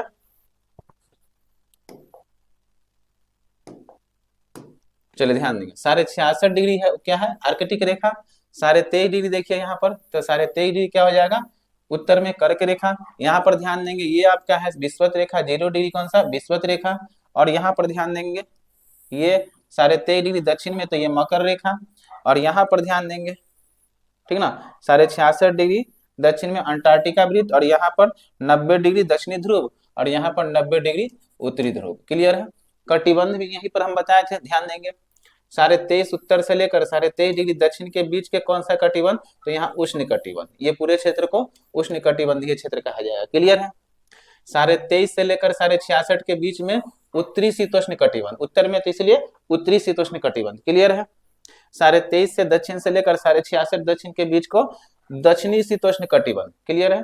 और यहाँ पर 66.5 से लेकर 90 उत्तरी शीत कटिबंध, और 66.5 से 90 दक्षिणी शीत कटिबंध। तो आप कटिबंध भी समझ चुके हैं मैप की सहायता से। तो आगे बढ़ते हैं हम लोग, चलिए कटिबंध के बारे में अभी हम समझे हैं, इसको देखिए। अक्षांश के बीच के स्थान को क्या कहा गया, कटिबंध। ठीक ना, अक्षांश के बीच के स्थान को क्या कहा गया, कटिबंध। 0 डिग्री अक्षांश से लेकर 23.5 डिग्री उत्तरी अक्षांश, 0 डिग्री अक्षांश से लेकर 23.5 डिग्री उत्तरी अक्षांश और 23.5 डिग्री दक्षिणी अक्षांश के बीच के स्थान को कौन सा कटिबंध कहा जाता है, उष्ण कटिबंध। 0 डिग्री अक्षांश से उत्तरी 23.5 और दक्षिणी 23.5 कौन सा कटिबंध, उष्ण कटिबंध। क्लियर है। 23.5 डिग्री उत्तरी अक्षांश से लेकर 66.5 डिग्री दक्षिणी 23.5 डिग्री उत्तरी अक्षांश से लेकर 66.5 डिग्री उत्तरी अक्षांश के बीच, और फिर ध्यान देंगे 23.5 डिग्री दक्षिणी अक्षांश से लेकर 66.5 डिग्री दक्षिणी अक्षांश के बीच को समशीतोष्ण शीतोष्ण कटिबंध कहा जाएगा। इस शीतोष्ण कटिबंध उत्तर वाला को उत्तर शीतोष्ण कटिबंध, दक्षिण वाला को दक्षिण शीतोष्ण कटिबंध कहा जाएगा। क्लियर है। आगे बढ़ते हैं, मैप की सहायता से ये सब हम लोग समझ चुके हैं। ध्यान देंगे तो 66.5 डिग्री उत्तरी अक्षांश 66.5 डिग्री उत्तरी अक्षांश से 90 डिग्री उत्तरी अक्षांश और 66.5 डिग्री दक्षिणी अक्षांश से लेकर 90 डिग्री दक्षिणी अक्षांश के बीच के स्थान को शीत कटिबंध कहा जाता है। यहाँ ध्यान देंगे 66.5 से लेकर 90 शीतोष्ण शीत कटिबंध उत्तर में, और 66.5 से 90 दक्षिण में भी कौन सा शीत कटिबंध। और यहाँ पर 23.5 से 66.5 उत्तर में उत्तरी शीतोष्ण शीत कटिबंध, और यहाँ पर ध्यान देंगे 23.5 से 66.5 के बीच को दक्षिणी शीत कटिबंध, और 23.5 उत्तरी से 23.5 डिग्री दक्षिणी के बीच को उष्ण कटिबंध। क्लियर है। तो कटिबंध अच्छी तरह से आप लोग समझ चुके होंगे। आगे हम लोग बढ़ते हैं। ठीक है, चलिए देशांतर के हम लोग आते हैं। चलिए देशांतर के लिए एक स्लाइड लेते हैं और देशांतर को हम लोग पहले समझते हैं।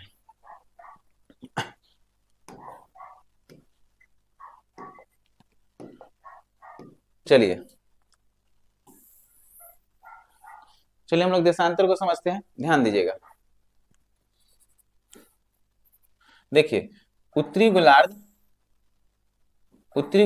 और दक्षिणी गोलार्ध को मिलाने वाली जो रेखा होगी, उत्तरी गोलार्ध और दक्षिणी गोलार्ध को मिलाने वाली रेखा को ही कहा जाता है कौन सी रेखा, देशांतर रेखा। ठीक ना, तो उत्तरी गोलार्ध और दक्षिणी गोलार्ध को मिलाने वाली रेखा क्या कहलाएगी, देशांतर रेखा। तो ये सब कौन सी रेखा है, देशांतर रेखा।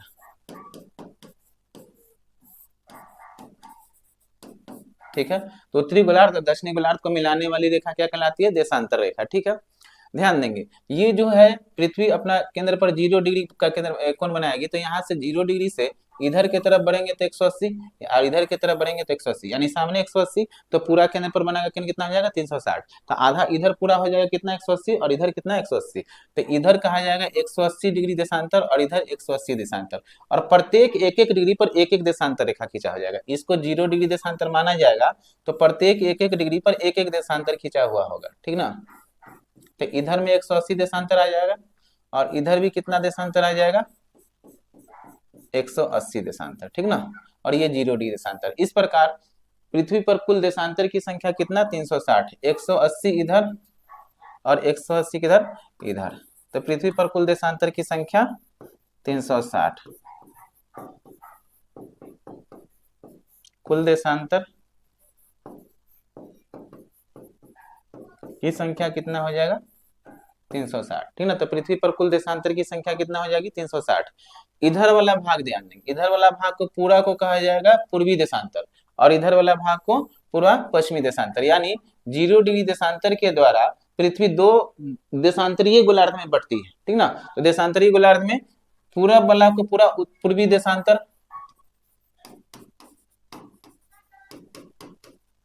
ठीक है। और इधर पश्चिम वाला को पूरा को पश्चिमी देशांतर कहा जाएगा, ठीक है। तो पूर्वी देशांतर और पश्चिमी देशांतर क्लियर है। अब ध्यान देंगे, ये जो 0 डिग्री देशांतर है, तो इस 0 डिग्री देशांतर का नाम दिया गया, ठीक ना। और 0 डिग्री देशांतर का नाम क्या है? प्रधान रेखा, प्रधान रेखा, प्रधान या उत्तर रेखा, या उत्तर रेखा, ठीक ना। या फिर इसी का नाम दिया गया है GMT, ग्रीनविच मीन टाइम, या इसी का नाम है विश्व का या अंतरराष्ट्रीय विश्व का मानक समय, ठीक ना। तो इसी का नामकरण क्या है? विश्व का मानक समय, क्लियर है। अब ध्यान देंगे, तो 0 डिग्री देशांतर रेखा का नामकरण क्यों किया गया, इसको हम लोग आगे समझेंगे। अभी सिर्फ ध्यान रखिए, 0 डिग्री देशांतर रेखा को प्रधान रेखा, प्रधान यामत्तर रेखा या GMT या विश्व का मानक समय कहा जाता है। ध्यान देंगे, आगे आगे समझेंगे हम लोग। एक स्लाइड लेते हैं और मैप पर समझेंगे कौन सा देशांतर में, जैसे भारत है यहाँ पर, मान लीजिए कि मैप पर यहाँ पर भारत होगा, तो भारत जो होगा कौन सा देशांतर में होगा। जैसे हम लोग गोलार्ध में देखे थे उत्तरी गोलार्ध और दक्षिणी गोलार्ध, उसी तरह से हम लोग देख लेंगे देशांतर में कौन सा देश या कौन सा महादेश कौन सा देशांतर में होगा, ठीक ना। तो एक मैप लेते हैं और उसमें हम लोग समझते हैं।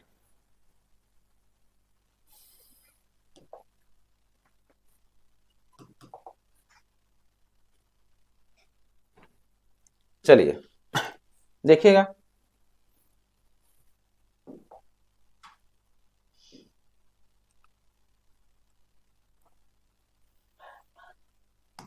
चलिए समझिए। देखिए ये जो है 0 डिग्री देशांतर है, यही लाइन क्या है? 0 डिग्री देशांतर। तो 0 डिग्री देशांतर के द्वारा पृथ्वी दो बराबर भागों में बढ़ती है, पूर्वी देशांतर यानी पूर्वी देशांतरीय गोलार्ध और पश्चिमी देशांतरीय गोलार्ध, क्लियर है। ये सब एक एक डिग्री पर एक एक देशांतर होगा, एक एक डिग्री पर कितना देशांतर? एक एक देशांतर होगा। और इधर की तरफ कितना? 180 देशांतर, ठीक ना। और इधर भी कितना देशांतर हो जाएगा? 180 देशांतर, पूरा 180 देशांतर इधर भी, क्लियर है। तो उत्तरी पूरब की तरफ पूरा 180 देशांतर और पश्चिम की तरफ 180 देशांतर, क्लियर है।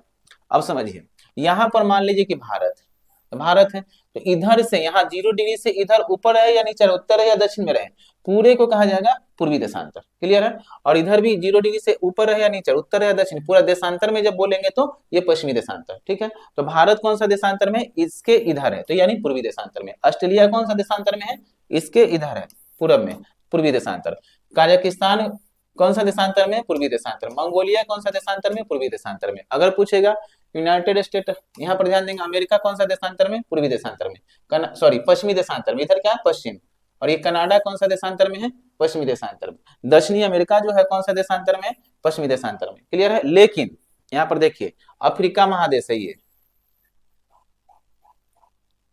अफ्रीका महादेश। अगर पूछा जाए कि अफ्रीका महादेश कौन सा देशांतर में है, तो अफ्रीका महादेश दोनों देशांतर में है। देखिए ये 0 डिग्री हो गया, ये इधर भी फैला हुआ है पूर्वी देशांतर में और पश्चिमी देशांतर में, तो अफ्रीका महादेश दोनों देशांतर में, क्लियर है। और ये यूरोप भी दोनों देशांतर में, पूर्वी देशांतर में और पश्चिमी देशांतर में। तो देशांतर का विस्तार समझ चुके होंगे, 180 पूर्वी देशांतर, 180 पश्चिमी देशांतर, क्लियर है। चलिए आगे हम लोग बढ़ते हैं।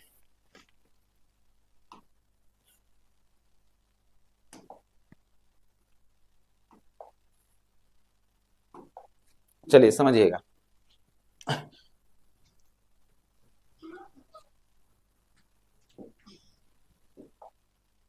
तो ये समझ गए देशांतर, ठीक ना। तो पूरा 180 देशांतर पूरब में, 180 देशांतर पश्चिम में। अब समझिए, दो देशांतर है, एक देशांतर यहाँ पर, एक देशांतर यहाँ पर। तो दो देशांतर के बीच के स्थान या दूरी जो होती है, ध्रुवों के पास, सॉरी विषुवत रेखा के पास, दो देशांतर के बीच की दूरी लगभग 111.32 किलोमीटर होती है। तो दो देशांतर के बीच की दूरी कितना? 111 दशमलव कितना किलोमीटर? 32 किलोमीटर है, क्लियर है। तो दो देशांतर के बीच की दूरी लगभग कितना किलोमीटर? 111.32 किलोमीटर, क्लियर है। दो देशांतर के बीच के स्थान को, यानी इधर देशांतर इसके दोनों के बीच के स्थान को क्या कहा गया? तो दो देशांतर के बीच के स्थान को गोरे कहा जाता है। क्या कहा जाता है? गोरे कहा जाता है। तो दो देशांतर के बीच के स्थान को गोरे कहा जाता है, क्लियर है। दो देशांतर के बीच की दूरी 111.32 किलोमीटर और दो देशांतर के बीच के स्थान को क्या कहा गया? गोरे कहा गया, क्लियर है। आगे बढ़ते हैं। अब समझिए, ये 0 डिग्री देशांतर से पृथ्वी ऐसे स्थित है, अपने स्थित है। और 0 डिग्री देशांतर से पृथ्वी अगर 0 डिग्री से 1 डिग्री भी घूमती है अब पृथ्वी, तो 1 डिग्री घूमने में पृथ्वी को 4 मिनट का समय लगता है। कितना मिनट? 4 मिनट का समय लगता है, ठीक है। यानी पृथ्वी, और घूर्णन किधर से किधर करती है पृथ्वी? पश्चिम से पूरब की तरफ। तो 1 डिग्री अगर पृथ्वी पश्चिम से पूरब की तरफ घूमेगी तो कितना मिनट का समय लगेगा? 4 मिनट, ठीक ना। तो ध्यान रखेंगे 1 डिग्री में पृथ्वी कितना, 1 डिग्री घूमने में पृथ्वी कितना मिनट समय लेती है? 4 मिनट। अगर 15 डिग्री पृथ्वी को घूमना होगा तो 15 गुणे 4 करेंगे, यानी कितना? 15 चौका 60, यानी 60 मिनट, और 60 मिनट बराबर 1 घंटा। इस बात को याद रखेंगे। यहाँ 0 डिग्री है, 0 डिग्री से किधर की तरफ जाने पर? पूरब की तरफ जाने पर 1 डिग्री में कितना मिनट समय लगेगा? 4 मिनट। 1 डिग्री में पश्चिम से पूरब की तरफ जाएंगे तो 1 डिग्री में कितना मिनट का समय लगेगा? 1 डिग्री में 4 मिनट का, और 15 डिग्री में 1 घंटा, ठीक ना। 15 डिग्री में 1 घंटा, जो कि निकाले यहाँ पर। तो पूरब से पश्चिम से पूरब की तरफ जाने पर समय बढ़ता है 1 डिग्री में 4 मिनट, और पूरब से पश्चिम की तरफ आने पर, ध्यान देंगे, पूरब से पश्चिम की तरफ आने पर समय घटेगा उतना ही, 1 डिग्री में 4 मिनट घट जाएगा, और 15 डिग्री में 1 घंटा घट जाएगा, ठीक ना। तो याद रखेंगे पृथ्वी पर, या पृथ्वी पश्चिम से पूरब की तरफ जाती है तो समय बढ़ता है 1 डिग्री में कितना मिनट? 4 मिनट। अगर पूरब 1 डिग्री में 4 मिनट और 15 डिग्री में 1 घंटा। अगर पृथ्वी पर, या पृथ्वी से हम लोग क्या करेंगे, पूरब से पश्चिम की तरफ जाएंगे तो समय घटेगा 1 डिग्री में 4 मिनट और 15 डिग्री में 1 घंटा। तो इस बात को याद रखेंगे। चलिए आगे बढ़ते हैं। तो ये देशांतर आप समझ चुके होंगे, ठीक ना। अब समझिए, जैसे 0 डिग्री देशांतर से पृथ्वी 1 डिग्री भी घूमती है तो कितना डिग्री, कितना समय लग जा रहा है? 4 मिनट, ठीक ना। तो 0 डिग्री देशांतर से पृथ्वी 1 डिग्री भी घूमती है तो 4 मिनट, 15 डिग्री घूम जाती है तो कितना? 1 घंटा। यानी 0 डिग्री देशांतर से घूमने पर समय घटता या बढ़ता है, ठीक ना, यानी बढ़ रहा है 0 डिग्री देशांतर से। इसीलिए 0 डिग्री देशांतर को क्या रखा गया? माना गया मानक समय। तो विश्व का मानक समय, क्योंकि पृथ्वी 0 डिग्री देशांतर से घूमती है तो क्या होता है कि 4 मिनट का समय क्या हो रहा है? बढ़ रहा है, ठीक ना। तो 0 डिग्री देशांतर को क्या कहा गया? विश्व का मानक समय, या विश्व का मानक समय कहा गया 0 डिग्री देशांतर रेखा को। और इसी को GMT क्यों कहा गया? तो ध्यान देंगे, जब विश्व के मैप को देखेंगे हम लोग तो यह जो 0 डिग्री देशांतर है, ग्रीनविच, लंदन का एक जगह ग्रीनविच से होकर गुजरती है, ठीक ना। लंदन के कौन सा जगह से होकर गुजरती है? ग्रीनविच से होकर गुजरती है, जो कि अपने रास्ते में 8 देशों से होकर गुजरती है, ठीक ना। तो 0 डिग्री देशांतर अपने रास्ते में 8 देशों से होकर गुजरती है, ठीक है। उस 8 देश का नाम हम लोग मैप पर देख लेंगे अभी। तो 0 डिग्री देशांतर रेखा गुजरती है तो कितना देश से होकर गुजरती है? 8 देश से होकर गुजरती है, क्लियर है। तो ये हो गया 0 डिग्री देशांतर रेखा, क्लियर है। और इसी को क्या नाम दिया गया? विश्व का मानक समय। अब ध्यान देंगे, तो ये 0 डिग्री देशांतर का नाम क्या पड़ गया?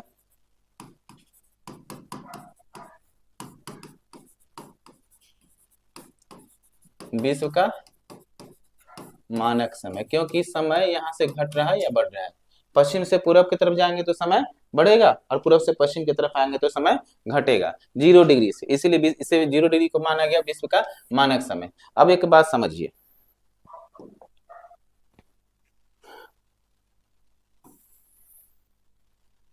जैसे मान लीजिए ये 0 डिग्री है, ठीक है, और इधर 180 होगा, 15-15 करके मान लीजिए कि यहाँ 180 आएंगे, ठीक ना। इधर भी कितना होगा? 180 आएंगे, ठीक ना। और ये था 0 डिग्री। तो 0 डिग्री से इधर की तरफ जाएंगे तो 1 डिग्री में कितना मिनट बढ़ेगा? 4 मिनट, ठीक ना। 1 डिग्री में 4 मिनट बढ़ेंगे इधर की तरफ, तो 1 डिग्री में 4 मिनट बढ़ेंगे। अगर 15 डिग्री बढ़ गए तो 8 मिनट, सॉरी 15 गुने 4 करेंगे यानी 60 मिनट। 60 मिनट यानी कितना घंटा? 1 घंटा, ठीक ना। तो ये 0 डिग्री से इधर की तरफ जाने पर समय बढ़ता है, ठीक ना, 1 डिग्री में 4 मिनट। तो मान लीजिए कि हम 12 बजे दिन में 0 डिग्री पर है, 12 बजे दिन में 0 डिग्री पर है, और इधर 180 डिग्री को हमको पार करना है। तो 1 डिग्री में 4 मिनट, ठीक ना, 1 डिग्री में 4 मिनट। तो ध्यान देंगे 180 डिग्री में कितना हो जाएगा? 4 से गुना कर देंगे, 0 720 मिनट, ठीक ना। 180 डिग्री में कितना मिनट हो जाएगा? 720 मिनट। तो मिनट में इसको घंटा में बदलेंगे तो 15 से भाग देंगे, ठीक ना।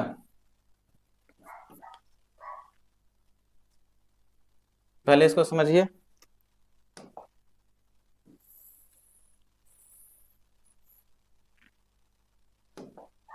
देखिए तो क्या होगा? 180 डिग्री में कितना से 4 से गुना करेंगे तो कितना आ जाएगा? 0 720 मिनट, ठीक ना। इसको भाग देंगे कितना से? घंटा में बदलने के लिए 60 से भाग देंगे। घंटा में बदलने के लिए कितना से भाग देंगे? ये मिनट आया ना, तो घंटा में बदलने के लिए 60 से भाग देंगे। तो एक बार में 60, ठीक ना, 2 1 और 0, और 2 बार में लग जाएगा 120, ठीक है।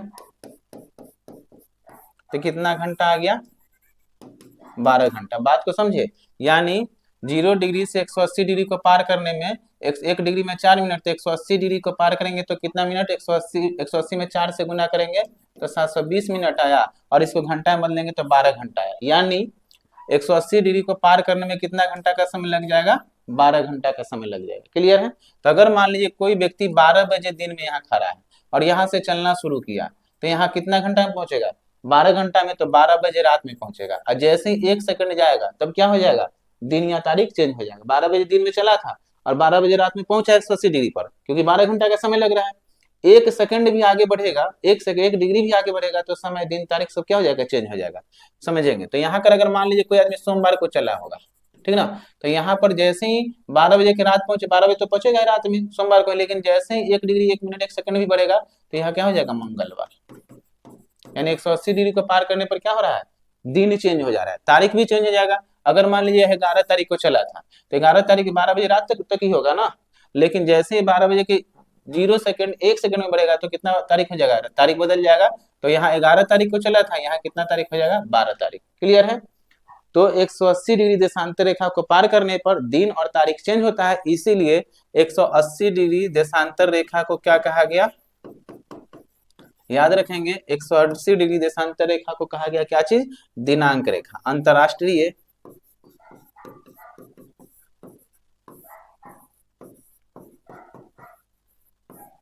दिनांक रेखा। बात को समझे। 1 डिग्री में हम लोग क्या करते हैं कि अगर पृथ्वी से 1 डिग्री पश्चिम से पूरब से पश्चिम की तरफ जाते हैं तो समय क्या होता है, बढ़ता है।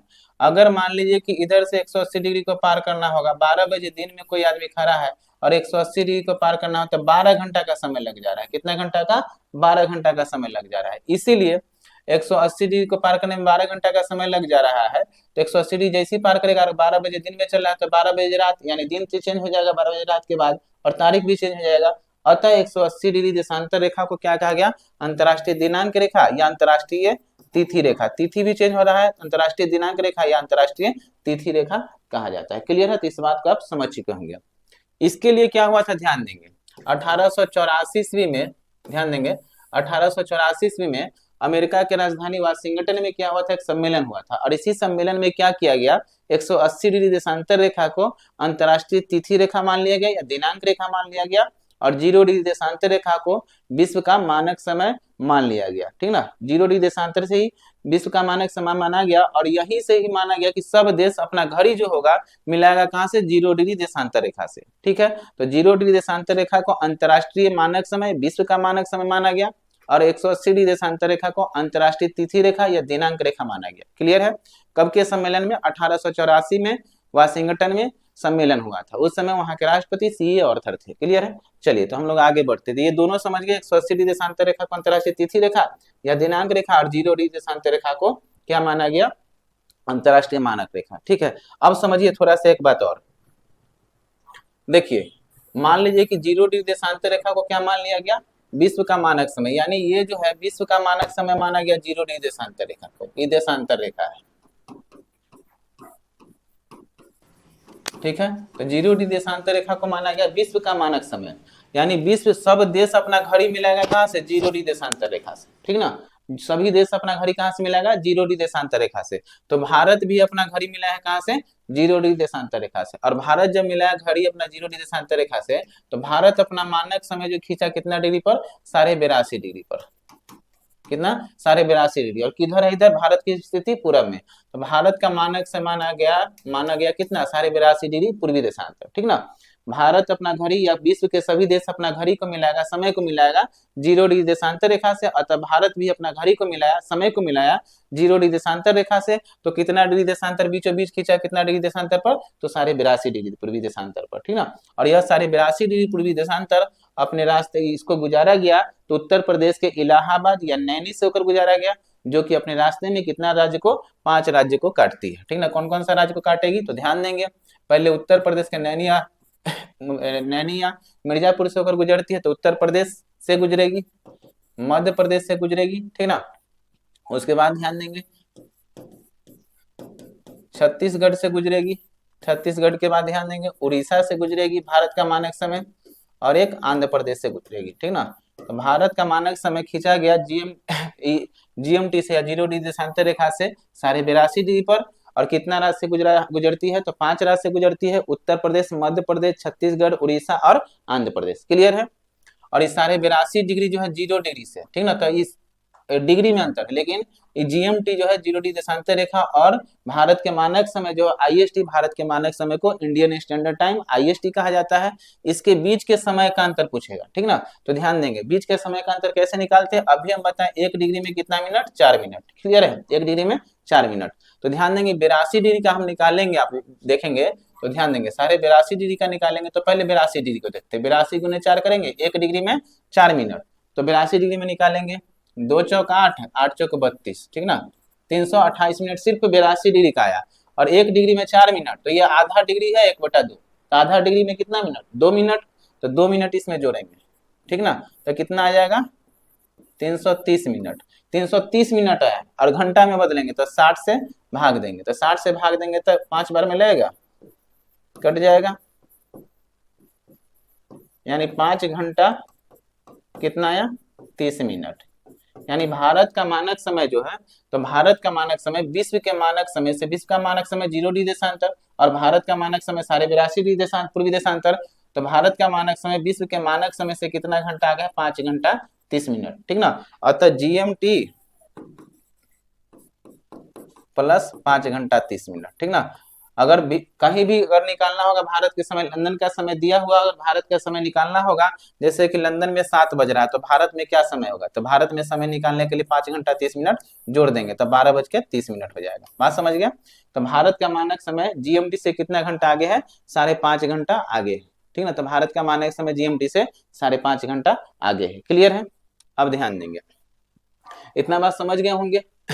एक बात और समझिए, भारत के अपना देश के बीच में क्या है ना, समय का अंतर है, 2 घंटा का अंतर है, ठीक ना। एक बात और समझिए कि कोई भी देश का समय जो निकाला जाएगा देशांतर के विस्तार के आधार पर निकाला जाएगा। तो भारत के जो देशांतरीय विस्तार जो था, देशांतरीय विस्तार जो है कम है, ठीक ना। तो जिस देश का देशांतरीय विस्तार जितना ज्यादा होगा ना, उस देश के मानक समय की संख्या उतना ही ज्यादा होगा। जैसे रूस का देशांतर समय बहुत, देशांतरीय विस्तार ज्यादा है, रूस देखेंगे एशिया के मैप में तो बहुत ज्यादा देशांतर में फैला हुआ है। तो जिस देश का देशांतरीय विस्तार जितना ज्यादा होगा, उस देश की मानक समय की संख्या उतना ही ज्यादा होती है। इस प्रकार रूस में देखेंगे मानक समय की संख्या सबसे ज्यादा है 11, कनाडा में देखेंगे तो कितना है 8। भारत ज्यादा देशांतर में विस्तृत नहीं है। भारत का देशांतरीय विस्तार हम लोग जानते हैं कितना डिग्री कितना मिनट, तो ध्यान देंगे भारत का देशांतरीय विस्तार 68 डिग्री 7 मिनट से लेकर 97 डिग्री 25 मिनट। तो 68 डिग्री 7 मिनट से 97 डिग्री 25 मिनट, या 97 डिग्री 25 मिनट हो गया, और 68 डिग्री 7 मिनट, तो लगभग कितना आ जाता है 29 डिग्री 18 मिनट, लगभग 30 डिग्री का अंतर हो जाता है भारत के देशांतरीय विस्तार में। यानी भारत यहाँ से यहाँ तक कितना देशांतर में फैला हुआ है, 29.18, यानी लगभग कितना देशांतर में, 30 देशांतर में भारत का विस्तार है। 68 डिग्री 7 मिनट से शुरू होता है भारत, और 97 डिग्री 25 मिनट में खत्म हो जाता है देशांतरीय विस्तार। अतः 30 डिग्री का अंतर है, तो डिग्री में 30 डिग्री का, लेकिन घंटा में कितना हो जाएगा, 120 मिनट हो जाएगा। 1 डिग्री में 4 मिनट, तो 30 डिग्री में 120 मिनट, और 60 से भाग देंगे 2 बार में 120, तो कितना घंटा, 2 घंटा का अंतर हो जा रहा है। क्लियर है।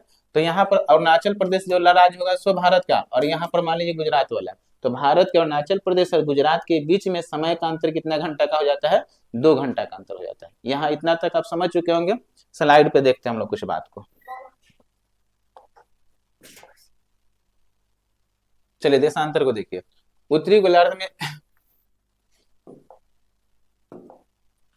देखिए, उत्तरी गोलार्ध दक्षिणी गोलार्ध में मिलाने वाली रेखा को क्या कहा गया, देशांतर रेखा, ठीक ना। उत्तरी गोलार्ध और दक्षिणी गोलार्ध को मिलाने वाली रेखा को क्या कहा गया, देशांतर रेखा कहा गया। ठीक है, आगे समझिए। 0 डिग्री देशांतर रेखा को प्रधान रेखा, प्रधान यामोत्तर रेखा या जीएमटी कहा जाता है। जो 0 डिग्री देशांतर रेखा था ये वाला, इसको प्रधान रेखा, प्रधान यामोत्तर रेखा, या क्या कहा गया, जीएमटी कहा गया। दो देशांतर के बीच के की दूरी विषुवत रेखा के आसपास कितना होती है, 111.32 किलोमीटर। यानी विषुवत रेखा के आसपास दो देशांतर के बीच की दूरी यहाँ पर कितना होगा, 111.32 किलोमीटर। क्लियर है। आगे समझिए। दो देशांतर के बीच के स्थान को गोरे कहा जाता है। जैसे कि ये देशांतर था, दोनों के बीच के स्थान को क्या कहा गया, गोरे कहा गया। ठीक है। ध्रुव के पास दो देशांतर के बीच की दूरी 0 किलोमीटर होती है। यानी ध्रुव पर जाकर यहाँ पर ना सब देशांतर रेखा क्या हो जाती है, 0 हो जाती है। ध्यान देंगे, तो ध्रुव पर आकर सब देशांतर क्या हो जाता है, मिल जाता है, अतः 0 किलोमीटर। यानी दोनों ध्रुवों के पास देशांतर के बीच की दूरी क्या हो जाएगा, 0 किलोमीटर। क्लियर है। 0 डिग्री देशांतर पृथ्वी को दो बराबर भागों में बांटते हैं, यानी 0 डिग्री देशांतर जो है पृथ्वी को दो बराबर भागों में, उत्तरी पूर्वी देशांतर और पश्चिमी देशांतर में बांटती है। ये बात समझ चुके हैं, आगे बढ़िए। ये सब बात हम समझाए हैं अभी, अच्छा से आप समझ चुके होंगे। अगर समझ में नहीं आएगा तो वीडियो को थोड़ा स्लो करके देखेंगे आप लोग। 0 डिग्री देशांतर पृथ्वी को दो बराबर भागों में बांटती है, पश्चिमी देशांतर और पूर्वी देशांतर। यहाँ पर जो हम बताए थे ऐसे, इधर वाला पश्चिम पूर्वी देशांतर और इधर वाला पश्चिमी देशांतर, ठीक है। पृथ्वी पर कुल देशांतर की संख्या 360, यानी इधर 180 पूरा, इधर 180, यानी कुल देशांतर की संख्या 180 प्लस 180 360। पूर्वी देशांतर में 180 और पश्चिमी देशांतर में कितना, 180, तो कुल देशांतर की संख्या कितना, 360, ठीक है। 0 डिग्री देशांतर पृथ्वी को 1 डिग्री देशांतर पूर्व या पश्चिम बढ़ने पर 4 मिनट का समय लगता है, यानी 0 डिग्री देशांतर है, इधर से इधर की तरफ जाएंगे तो 4 मिनट का समय लगेगा, यानी बढ़ेगा, और इधर से इधर की तरफ जाएंगे तो 4 मिनट क्या होगा, घटेगा, ठीक ना। तो 0 डिग्री देशांतर से या कहीं से भी पश्चिम से पूर्व की तरफ जाएंगे तो 1 डिग्री में 4 मिनट बढ़ेगा, और पूर्व से पश्चिम की तरफ आएंगे तो 1 डिग्री में 4 मिनट घटेगा। इस पॉइंट को याद रखेंगे, आगे न्यूमेरिकल में इससे संबंधित बहुत सारा क्वेश्चन हम कराएंगे। पृथ्वी को 1 डिग्री देशांतर से पश्चिम से घूमने में 4 मिनट का समय लगता है, यानी पृथ्वी को 1 डिग्री देशांतर घूमने में, पश्चिम से पूर्व घूमने में 4 मिनट का समय लगता है, ये बात बताए थे। आगे बढ़ते हैं। पश्चिम से पूर्व की तरफ जाने पर 1 डिग्री में 4 मिनट का समय बढ़ता है, पश्चिम से पूर्व जाने पर 1 डिग्री में 4 मिनट बढ़ता है, और पूर्व से पश्चिम की तरफ जाने पर इधर से इधर जाएंगे, कहीं भी पश्चिम से पूर्व से पश्चिम जाएंगे तो समय 1 डिग्री में 4 मिनट घटेगा, और पश्चिम से पूर्व की तरफ जाएंगे तो 1 डिग्री में 4 मिनट बढ़ेगा, ठीक है। 0 डिग्री देशांतर को अंतरराष्ट्रीय समय रेखा इसीलिए कहा जाता है क्योंकि 0 डिग्री देशांतर, ये वाला 0 डिग्री देशांतर रेखा को अंतरराष्ट्रीय रेखा समय रेखा इसलिए कहा जाता है क्योंकि पूर्व या पश्चिम जाने पर समय घटता या बढ़ता है, यानी 0 डिग्री देशांतर से इधर की तरफ जाएंगे तो समय बढ़ेगा, इधर की तरफ जाएंगे तो समय घटेगा, अतः 0 डिग्री देशांतर रेखा को अंतरराष्ट्रीय समय रेखा या विश्व का मानक समय या जीएमटी के नाम से जाना जाता है। 0 डिग्री देशांतर रेखा ब्रिटेन के ग्रीनविच या रॉयल वेधशाला से होकर गुजरती है। यहाँ पर ब्रिटेन पड़ेगा, जो कि हम लोग अभी मैप में देखेंगे, और वहां से होकर गुजरती है, जो कि अपने रास्ते में 8 देशों को काटती है। तो ध्यान देंगे 8 देश कौन कौन सा होगा, एक मैप ले लेते हैं।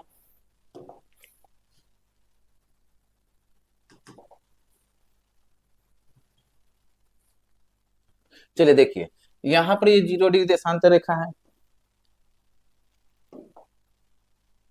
समझिएगा। देखिए ये 0 डिग्री देशांतर रेखा है, 0 डिग्री देशांतर रेखा, तो पहले ब्रिटेन, ठीक ना, तो ये एक ब्रिटेन है, दो में फ्रांस और इसमें स्पेन, ठीक ब्रिटेन फ्रांस स्पेन, यानी यूरोप के 3 देश से 0 डिग्री देशांतर रेखा गुजरती है। क्लियर है। अफ्रीका के देखेंगे तो अल्जीरिया है, माली है, बर्फिना फासो है, ठीक ना, टोगो है और घना है, ठीक ना। टोगो, ध्यान देंगे ऊपर के यूरोप के 3 देश कौन कौन, Britain France Spain, Britain France Spain, और नीचे का कितना देश, 5 देश, अल्जीरिया, माली, बर्फिना फासो, ठीक ना, टोगो और घाना, ठीक ना। तो टोटल मिला के कितना हो गया, 8 देश, 3 देश उत्तरी अमेरिका का और 5 देश अफ्रीका का। तो टोटल कितना देश होकर गुजरती है 0 डिग्री देशांतर रेखा, 8 देशों से होकर गुजरती है। एक बात याद रखेंगे, 0 डिग्री देशांतर रेखा और ये सारे 23 डिग्री उत्तरी अक्षांश रेखा यानी कर्क रेखा एक दूसरे को कौन सा देश में काटेगी, अल्जीरिया में काटती है। कहां पर काटती है, अल्जीरिया में काटती है। क्लियर है, तो ये बात याद रखेंगे। क्लियर है। और 0 डिग्री देशांतर रेखा कितना डिग्री से होकर गुजरती है, कितना देशों से, 8 देशों होकर गुजरती है। और भारत की स्थिति यहाँ पर है, तो ध्यान देंगे ये विश्व का मानक समय है और भारत के मानक समय यहीं से खींचा गया 82.80 डिग्री पर, जो कि कितना घंटा का अंतर है, 5 घंटा 30 मिनट का अंतर है। अब भारत के मानक समय की संख्या कितना, 1। जो देश जितना देशांतर ये विस्तार में होगा, जैसे रूस का देखिए इतना बड़ा देशांतर में, अतः रूस में मानक देशांतर कितना है, 11 देशांतर। भारत में देशांतर कितना, 1, 82.5 डिग्री पूर्वी देशांतर। क्लियर है, समझ चुके होंगे। आगे बढ़ते हैं हम लोग।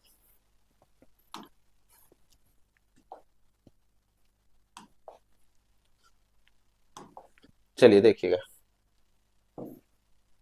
देखिए तो कितना देश से होकर गुजरती है, 8 देश से होकर गुजरती है 0 डिग्री देशांतर रेखा। कौन कौन देश, ब्रिटेन हो गया, फ्रांस हो गया, स्पेन हो गया, अल्जीरिया हो गया, माली हो गया, बर्किना फासो हो गया, टोगो हो गया और घना। यहाँ पर नीचे घना होगा,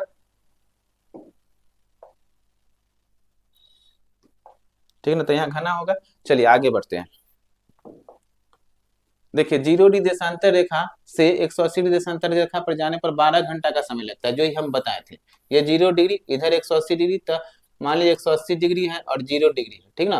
तो ये हम बताए थे कि 12 घंटा का समय कैसे लेगा, तो 1 डिग्री में 4 मिनट, तो 180 डिग्री अगर पार करना होगा तो 4 से गुना करेंगे, 720 आएगा, भाग देंगे 60 से, तो कितना घंटा लग जाएगा, 12 घंटा। क्लियर है। तो 0 डिग्री देशांतर से 180 डिग्री देशांतर जाने में 12 घंटे का समय लगता है, ठीक है। जैसे अगर कोई व्यक्ति 12 बजे दिन में, ठीक ना, कहाँ पर, 12 बजे दिन में जीएमटी पर है, इसी को जीएमटी कहा जाता है, जीएमटी पर है, तो 180 डिग्री देशांतर रेखा को पार करने में 12 घंटा का समय लगता है, ठीक ना। तो 180 डिग्री इसको पार करने में कितना घंटा का समय लगेगा, 12 घंटा का समय लगेगा, ठीक है। अगर वह व्यक्ति अगर वह व्यक्ति 15 तारीख को चल रहा है, तारीख मान लिया है कितना तारीख, 15 तारीख को चल रहा है 12 बजे दिन में, अगर वह व्यक्ति 15 तारीख को चल रहा है 12 बजे दिन में, तब 12 बजे रात के बाद 180 डिग्री देशांतर को पार करने में उसे 16 तारीख हो जाएगा, यानी 12 बजे दिन में चला और 180 डिग्री को पार करेगा तो 12 घंटा का समय लग जाएगा। तो 15 के बाद कितना तारीख हो जाएगा, 16 तारीख, यानी तारीख चेंज हो गया। अतः 180 डिग्री देशांतर रेखा को पार करने पर दिन दिन भी चेंज हो जाएगा, सोमवार है तो मंगलवार हो जाएगा, तारीख, दिन और तारीख दोनों बदल जाता है। अतः 180 डिग्री देशांतर रेखा को अंतरराष्ट्रीय दिनांक रेखा या अंतरराष्ट्रीय तिथि रेखा के नाम से जाना जाता है। इस बात को समझ गया। चलिए आगे बढ़ते। 180 ध्यान देंगे, इस बात को समझेंगे, जो 180 डिग्री देशांतर रेखा जो खींचा गया है इसको स्थल से न होकर जलीय क्षेत्र से गुजारा गया। जैसे मैप को देखते हैं, एक मैप को ले लेते हैं,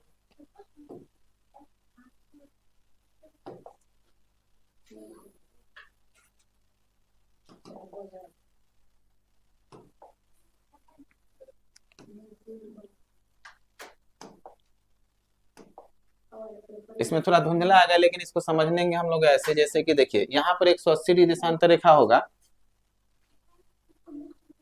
इस मैप से नहीं समझा जा सकता, दूसरा मैप देखते हैं।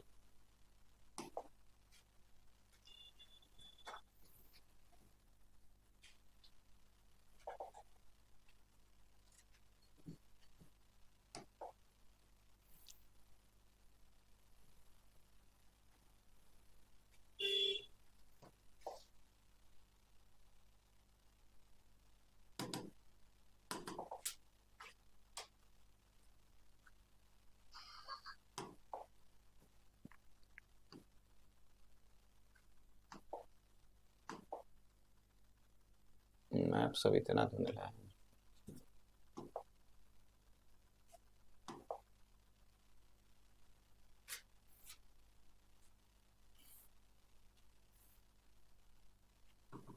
चलिए इसी से देखते हैं। जैसे देखिए यहाँ पर क्या है ना, अलास्का है, ठीक ना। तो 180 डिग्री जो देशांतर रेखा है,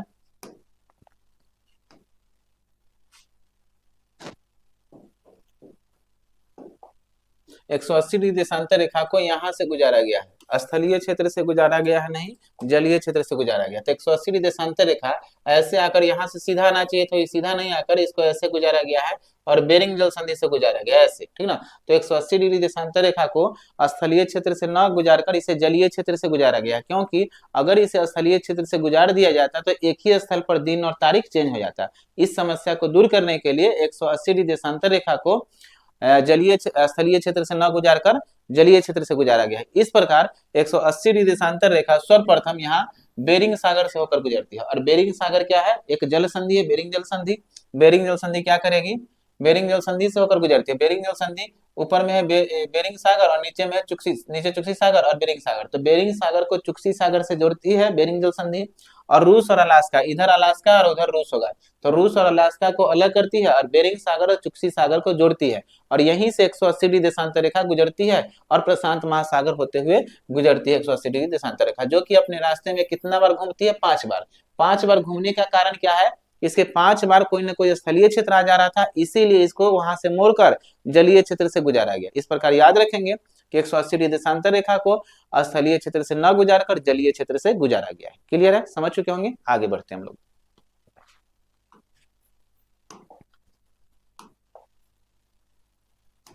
ठीक है, चलिए समझिए। 180 डिग्री देशांतर रेखा को बेरिंग जल संधि से होकर गुजरती है, क्योंकि प्रशांत महासागर से गुजरती है। इसके मार्ग में स्थलीय क्षेत्र आने के कारण इसे 5 बार विचलित किया गया। तो याद रखेंगे, स्थलीय क्षेत्र आने के कारण 180 डिग्री देशांतर रेखा को कितना बार मोड़ा गया है? 5 बार। क्लियर है। बेरिंग जल संधि क्या करती है? तो बेरिंग सागर और चुक्सी सागर को जोड़ती है और रूस को अलास्का से अलग करती है बेरिंग जल संधि। और रूस को किससे अलग करेगी? अलास्का से अलग करती है बेरिंग जल संधि। बहुत इंपॉर्टेंट चीज है, इसको याद रखेंगे। ये बात बताए थे 1884 में अमेरिका की राजधानी वाशिंगटन डीसी में 180 डिग्री देशांतर रेखा के लिए सम्मेलन आयोजन किया गया। और इस सम्मेलन में क्या किया गया? 180 डिग्री देशांतर रेखा को क्या मान लिया गया? अंतरराष्ट्रीय तिथि रेखा मान लिया गया। ठीक है, तो 1884 में क्या हुआ? अमेरिका के वाशिंगटन में एक सम्मेलन का आयोजन किया गया। इसी सम्मेलन में 180 डिग्री देशांतर रेखा को विश्व का 180 डिग्री देशांतर रेखा को अंतरराष्ट्रीय तिथि रेखा या अंतरराष्ट्रीय दिनांक रेखा माना गया, और 0 डिग्री देशांतर रेखा को अंतरराष्ट्रीय मानक समय माना गया। और इसी में कहा गया कि 0 डिग्री देशांतर रेखा से विश्व के सभी देश अपने समय को मिलान करेगा। और भारत भी मिलान किया, तो कितना डिग्री देशांतर? 82.5 डिग्री पूर्वी देशांतर। ठीक ना, जो कि कितना घंटा का अंतर हो जाता है? 5.5 घंटा का अंतर हो जाता है। 0 डिग्री देशांतर से विश्व के सभी देश अपने समय को मिलान करती है और अपने देश के लिए मानक समय का निर्धारण करती है। तो सब देश अपने देश के लिए समय का निर्धारण कहाँ से? 0 डिग्री देशांतर रेखा से। इस प्रकार भारत का मानक समय 82.5 डिग्री पूर्वी देशांतर है, जो कि जीएमटी से 5 घंटा आगे है, जो कि हम लोग समझे थे, यहाँ पर बनाए थे जीएमटी। और यहाँ भारत की स्थिति 82.5 डिग्री पर, और घंटा मिनट का समय निकाले थे तो 5 घंटा 30 मिनट आया था। तो भारत का मानक समय 5 घंटा 30 मिनट आगे है, किससे? जीएमटी से। क्लियर है। जो देश जितना अधिक देशांतर में विस्तृत होता है, उसके मानक समय की संख्या उतना ही अधिक होता है। यानी रूस सबसे अधिक देशांतरीय क्षेत्र में विस्तृत है, तो रूस में मानक समय की संख्या ज्यादा हुआ, जो कि कितना है? 11।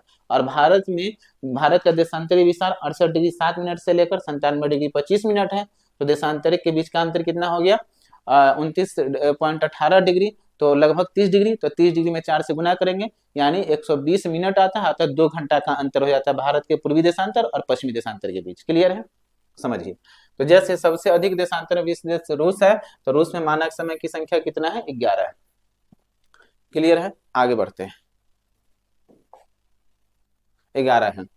भारत लगभग क्या है कि 30 डिग्री यानी 29.18 है, तो लगभग 30 डिग्री देशांतर में विस्तृत है। अतः भारत के मानक समय की संख्या कितना है? भारत के मानक समय की संख्या 1 है। क्लियर है। 82.5 डिग्री पूर्वी देशांतर, तो भारत के मानक समय क्या है? 82.5 डिग्री पूर्वी देशांतर। क्लियर है। फिर भी भारत के पूर्वी देशांतर और पश्चिमी देशांतर के बीच कितना घंटा का? 2 घंटा का अंतर हो जाता है। कितना घंटा का? 2 घंटा का अंतर हो जाता है।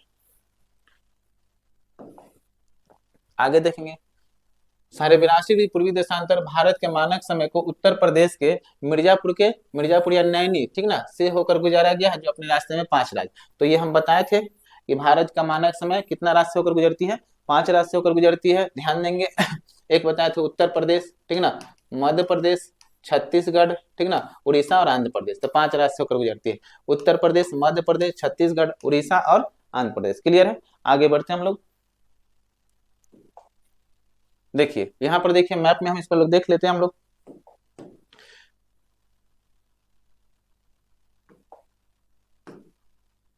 देखिए, तो ये 82.5 डिग्री पूर्वी देशांतर है। भारत का मानक समय, इसे IST कहा जाता है, इंडियन स्टैंडर्ड टाइम, गुजारा गया उत्तर प्रदेश के मिर्जापुर या नैनी से होकर। तो ये उत्तर प्रदेश हो गया, ठीक ना, ये थोड़ा सा मध्य प्रदेश हो गया, और ये जो है क्या चीज है? ये छत्तीसगढ़, ये उड़ीसा और ये आंध्र प्रदेश। तो अपने रास्ते में कितना राज्य से होकर गुजरती है? 5 राज्य से होकर गुजरती है भारत का मानक समय IST, ठीक ना। और ये ध्यान देंगे, यह कर्क रेखा और मानक समय, यानी भारत का मानक समय जो 82.5 डिग्री पूर्वी देशांतर, और कर्क रेखा जो है ये जो 23.5 डिग्री, यह जो एक दूसरे को कहाँ पर काटती है? तो छत्तीसगढ़ में। तो याद रखेंगे, भारत का मानक समय IST और 23.5 डिग्री कर्क रेखा एक दूसरे को छत्तीसगढ़ राज्य में काटती है। चलिए आगे बढ़ते हैं हम लोग।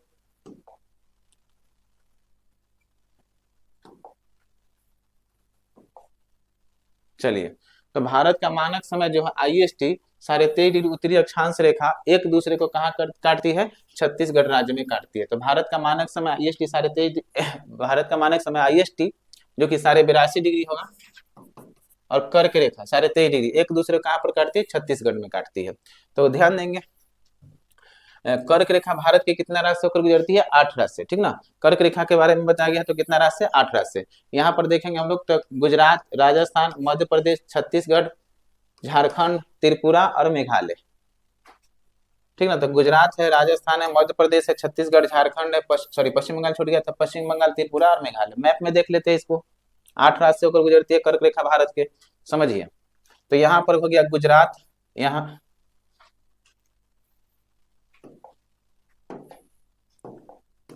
देखिए गुजरात, यहाँ पर हो जाएगा गुजरात, ये राजस्थान का, ये मध्य प्रदेश का, और यहाँ पर क्या हो जाएगा, ठीक ना, मध्य प्रदेश, छत्तीसगढ़, झारखंड, पश्चिम बंगाल, त्रिपुरा और मेघालय, ठीक ना। और इसकी लंबाई कितना हो जाएगा, पूरा कर्क रेखा की लंबाई भारत में 3214 किलोमीटर। कितना किलोमीटर, 3214 किलोमीटर। सबसे अधिक लंबाई कर्क रेखा कहाँ, मध्य प्रदेश में। कहाँ पर, मध्य प्रदेश में, ठीक ना। तो ये बात को याद रखेंगे।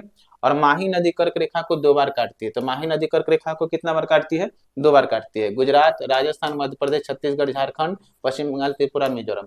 झारखंड की राजधानी, यहाँ पर ध्यान देंगे, झारखंड की राजधानी रांची जो है कर्क रेखा पर स्थित है। झारखंड की राजधानी रांची कर्क रेखा पर स्थित है। आगे बढ़ते हैं, चलिए 66.5 ध्यान देंगे। अब क्या है ना, हम लोग देखेंगे कि मैप की सहायता से 66.5 उत्तरी अक्षांश रेखा, ठीक ना, 23.5 उत्तरी अक्षांश रेखा जिसे कर्क रेखा कहा गया, 0 डिग्री विषुवत रेखा कहा गया, आर्कटिक रेखा, ठीक ना, और मकर रेखा, ये सभी रेखाओं के बारे में समझेंगे, कितना देश से होकर और कितना महादेश से होकर गुजरती है। क्लियर है। तो इसको मैप में देखते हैं पहले, चलिए समझते हैं।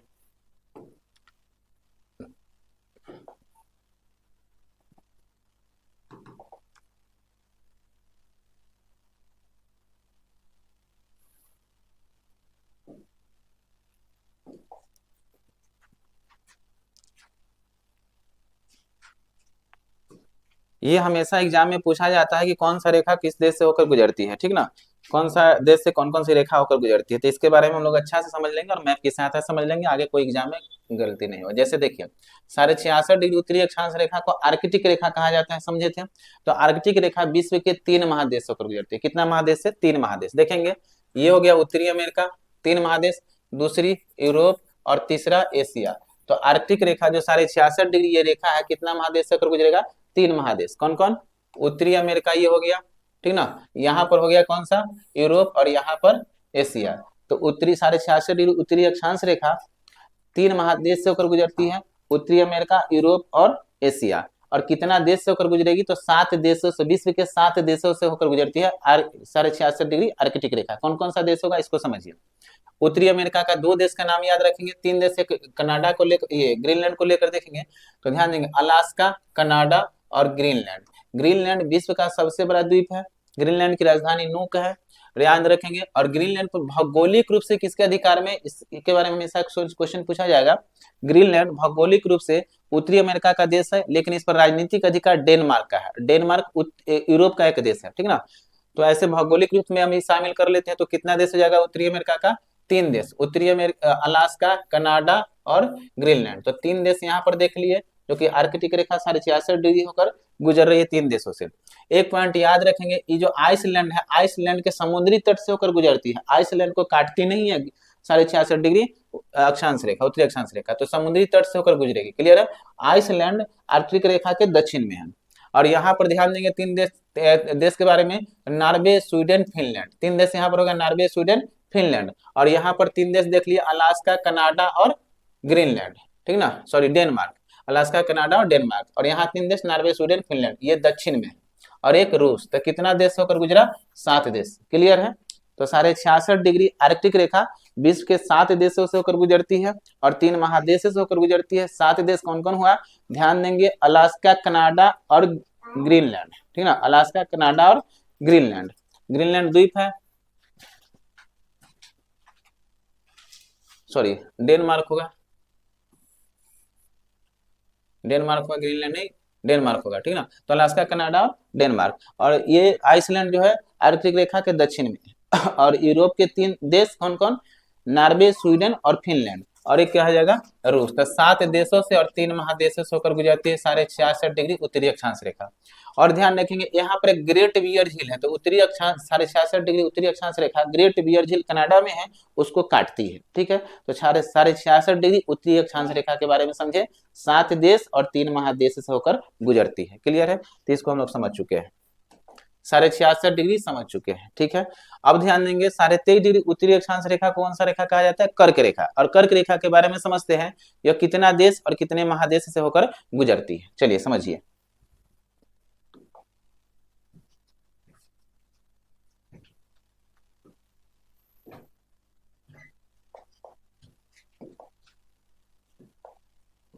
चलिए देखिए, तो कर्क रेखा यहाँ पर होगा, तो कर्क रेखा विश्व के कितना देश से? 17 देश से होकर गुजरती है। विश्व के कितना देश से? 17 देश। और कितना महादेश? 3 महादेश। 3 महादेश कौन कौन सा होगा कर्क रेखा के लिए? तो देखिए, एक उत्तरी अमेरिका, कर्क रेखा विश्व के 3 महादेश, उत्तरी अमेरिका, ठीक ना, अफ्रीका, अफ्रीका और एशिया, विश्व के 3 महादेश से होकर गुजरती है। कौन सा कौन सा रेखा? कर्क रेखा। अब ध्यान देंगे तो महादेश समझ गए, 3 महादेश से कर्क रेखा गुजरेगी, उत्तरी अमेरिका, अफ्रीका और एशिया, ठीक है। कितना देश से होकर गुजरती है? तो इसको समझ लेते हैं, कितना देश से? 17 देश से होकर गुजरती है। 17 देश में कौन कौन सा देश होगा? तो समझिए, देखिए उत्तरी अमेरिका के 2 देश, एक मैक्सिको यहाँ पर हो जाएगा, मैक्सिको एक देश, और यहाँ बहमासा द्वीप हो जाएगा, ठीक ना, बहमासा द्वीप। तो 2 देश उत्तरी अमेरिका के, और यहाँ 7 देश हो जाएगा, ठीक ना। यहाँ पर गुजारेंगे कहाँ से? अफ्रीका के। तो अफ्रीका के कौन कौन सा देश? तो ध्यान देंगे, यहाँ पर देखिए पहले पश्चिमी सहारा, ठीक ना, पश्चिमी सहारा, यहाँ मैरितानिया, यहाँ ध्यान देंगे नीचे की तरफ हल्का, मैरितानिया, मैरितानिया, ठीक है। यहाँ पर ध्यान देंगे अल्जीरिया और नीचे माली, ठीक ना, तो अल्जीरिया, अल्जीरिया और एक माली, ठीक ना, अल्जीरिया के बाद माली। यहाँ आगे बढ़ेंगे तो लीबिया, कौन सा? लीबिया, ठीक ना। तो यहाँ पर हो गया अल्जीरिया, माली, लीबिया, ठीक ना, लीबिया, नाइजर और कौन हो जाएगा? मिस्र। तो इतना देश अफ्रीका से होकर गुजरेगी, ठीक ना। तो पश्चिमी सहारा, मैरितानिया, अल्जीरिया, माली, लीबिया, नाइजर और मिस्र, ठीक है। 7 देश हो गया, 1 2 3 4 5 6 7। तो 7 देश कहाँ से? अफ्रीका के 7 देश से, पश्चिमी सहारा, मैरितानिया, अल्जीरिया, लीबिया, माली, नाइजर और मिस्र, 7 देश से। और यहाँ 2 देश देखे, ठीक ना। अब 8 देश एशिया के, ठीक ना। तो एशिया के कितना देश से कर्क रेखा गुजरती है? 8 देश। कौन कौन सा देश? तो ध्यान देंगे, सऊदी अरब यहाँ से शुरू हो जाएगा, यहाँ से, तो सऊदी अरब, यूएई, ओमान, ठीक ना। तो यहाँ सऊदी अरब हो जाएगा, यूएई हो जाएगा और ओमान, ठीक ना। तो सऊदी अरब, यूएई, ओमान, 3 देश। भारत, बांग्लादेश, भारत, म्यांमार, बांग्लादेश, चीन और ताइवान, ठीक ना। तो यहाँ 8 देश कौन कौन सा हो गया? ध्यान देंगे, एशिया में सऊदी अरब, ठीक है, तो यहाँ सऊदी अरब हो जाएगा, यूएई, यूएई, ठीक ना, तो यूएई हो जाएगा। यूएई के बाद ध्यान देंगे तो आगे बढ़ेंगे, सऊदी अरब, यूएई, ओमान, तो यहाँ ओमान हो जाएगा, ठीक ना। अब भारत में आएंगे, भारत की तरफ, तो भारत, म्यांमार, भारत, बांग्लादेश, बांग्लादेश, म्यांमार, ठीक ना, और चीन और ताइवान, ठीक ना। तो ये 8 देश। तो 8 देश एशिया का, 7 देश अफ्रीका का और 2 देश किसका? यूएसए का, कितना? उत्तरी अमेरिका। कितना हो गया? तो 9 8 17 हो गया, ठीक ना। 17 देश से होकर गुजरती है। एक पॉइंट याद रखेंगे, कर्क रेखा को कौन सी नदी? माही नदी 2 बार काटती है। तो कर्क रेखा को माही नदी 2 बार काटती है। तो ये हो गया आपका कर्क रेखा कितना, विश्व के कितने देश से होकर गुजरती है? तो कर्क रेखा विश्व के 17 देशों से होकर गुजरती है। कौन कौन सा देश? उत्तरी अमेरिका के मैक्सिको और बहमासा, ठीक ना। अफ्रीका में आएंगे तो अफ्रीका में पश्चिमी सहारा, मैरितानिया, अल्जीरिया, लीबिया, माली, नाइजर, मिस्र। और जब भारत के एशिया में आएंगे तो एशिया के 8 देश से कौन कौन सा देश? सऊदी अरब, यूएई, ओमान, ठीक ना, भारत, बांग्लादेश, म्यांमार, चीन और ताइवान। क्लियर है? तो ये 17 देश से होकर गुजरती है कर्क रेखा विश्व के। और कर्क रेखा कौन सी नदी काटती है? तो माही नदी 2 बार काटती है। क्लियर है? अब ध्यान देंगे, विषुवत रेखा विश्व के कितना महादेश से होकर गुजरेगी? तो विषुवत रेखा विश्व के 3 महादेश से होकर गुजरेगी। कौन कौन सा महादेश से होकर गुजरेगी? तो ध्यान देंगे, यहाँ पर विषुवत रेखा, तो ये देखिए, ये उत्तरी अमेरिका, सॉरी दक्षिणी अमेरिका, विषुवत रेखा है ना हम लोग का, विषुवत रेखा देखना है। तो विषुवत रेखा ध्यान देंगे, विषुवत रेखा ये हो गया, तो ये दक्षिणी अमेरिका से गुजरेगी, अफ्रीका से गुजरेगी और एशिया से गुजरेगी। तो विषुवत रेखा भी 3 महादेश से होकर गुजरती है। कौन कौन सा महादेश? दक्षिणी अमेरिका, अफ्रीका और एशिया। और कितना देश से होकर गुजरेगी, तो विषुवत रेखा 13 देश से होकर गुजरेगी, ठीक ना। ध्यान देंगे, तो यहाँ पर ध्यान देंगे उत्तरी अमेरिका के कौन कौन सा देश, सॉरी दक्षिणी अमेरिका के कौन कौन सा देश, तो दक्षिणी अमेरिका में इक्वाडोर, कोलंबिया और ब्राजील। दक्षिणी अमेरिका में कौन कौन, इक्वाडोर, इक्वाडोर, कोलंबिया, ब्राजील, ठीक ना। तो दक्षिणी अमेरिका के कौन कौन देश, 3 देश, इक्वाडोर, कोलंबिया, इक्वाडोर, कोलंबिया और ब्राजील। तो दक्षिण अमेरिका के कितना देश, 3 देश, इक्वाडोर, कोलंबिया और ब्राजील। जब अफ्रीका में आएंगे तो साउटोम प्रिंसेप, पहले यहाँ पर ध्यान देंगे, साउटोम प्रिंसेप। तो यहाँ पर लिखते हैं हम किसके बारे में, अफ्रीका के देश से साउटोम प्रिंसेप, साउटोम प्रिंसेप, ठीक ना। गैबोन, गैबोन, कांगो, कांगो गणराज्य, कांगो अलग देश है और कांगो रिपब्लिक या कांगो गणराज्य अलग देश है। तो कांगो, कांगो गणराज्य, ठीक ना। कांगो, कांगो, कांगो गणराज्य, कन्या, सोमालिया, ठीक ना। तो कन्या, सोमालिया, ठीक ना। तो यहाँ पर ध्यान है, कन्या है, सोमालिया है, और ये कन्या, सोमालिया, युगांडा एक हो जाएगा, युगांडा कौन सा हो जाएगा, युगांडा। तो इतना देश होकर गुजरेगा किससे, अफ्रीका के, ठीक ना। कौन कौन सा देश, साउटोम प्रिंसेप, गैबोन, कांगो, कांगो गणराज्य, केन्या, युगांडा, सोमालिया, ठीक ना। तो 1 2 3 4 5 6 7, और उधर कितना देश, 3 देश, ठीक ना। तो 7 3 कितना हो गया, 10। और अब एशिया में आएंगे तो एशिया में आएगा मालदीव, ठीक ना। तो ये मालदीव हो जाएगा, इंडोनेशिया हो जाएगा, एक किरेबाती यहाँ हो जाएगा, ठीक ना। तो 3 देश यहाँ पर हो जाएगा एशिया में। तो पूरा देश कितना हो गया, 13 देश। कैसे, तो ध्यान देंगे, उत्तरी अमेरिका के 3 देश, कौन कौन सा देश, ठीक ना, इक्वाडोर, कोलंबिया और ब्राजील। अफ्रीका में आएंगे तो Sao Tome Principe, Sao Tome Principe, Gabon, Congo, Congo गणराज्य, ठीक ना, युगांडा, केन्या, सोमालिया, ठीक ना। एशिया में जाएंगे मालदीव, इंडोनेशिया और किरिबाती। क्लियर है।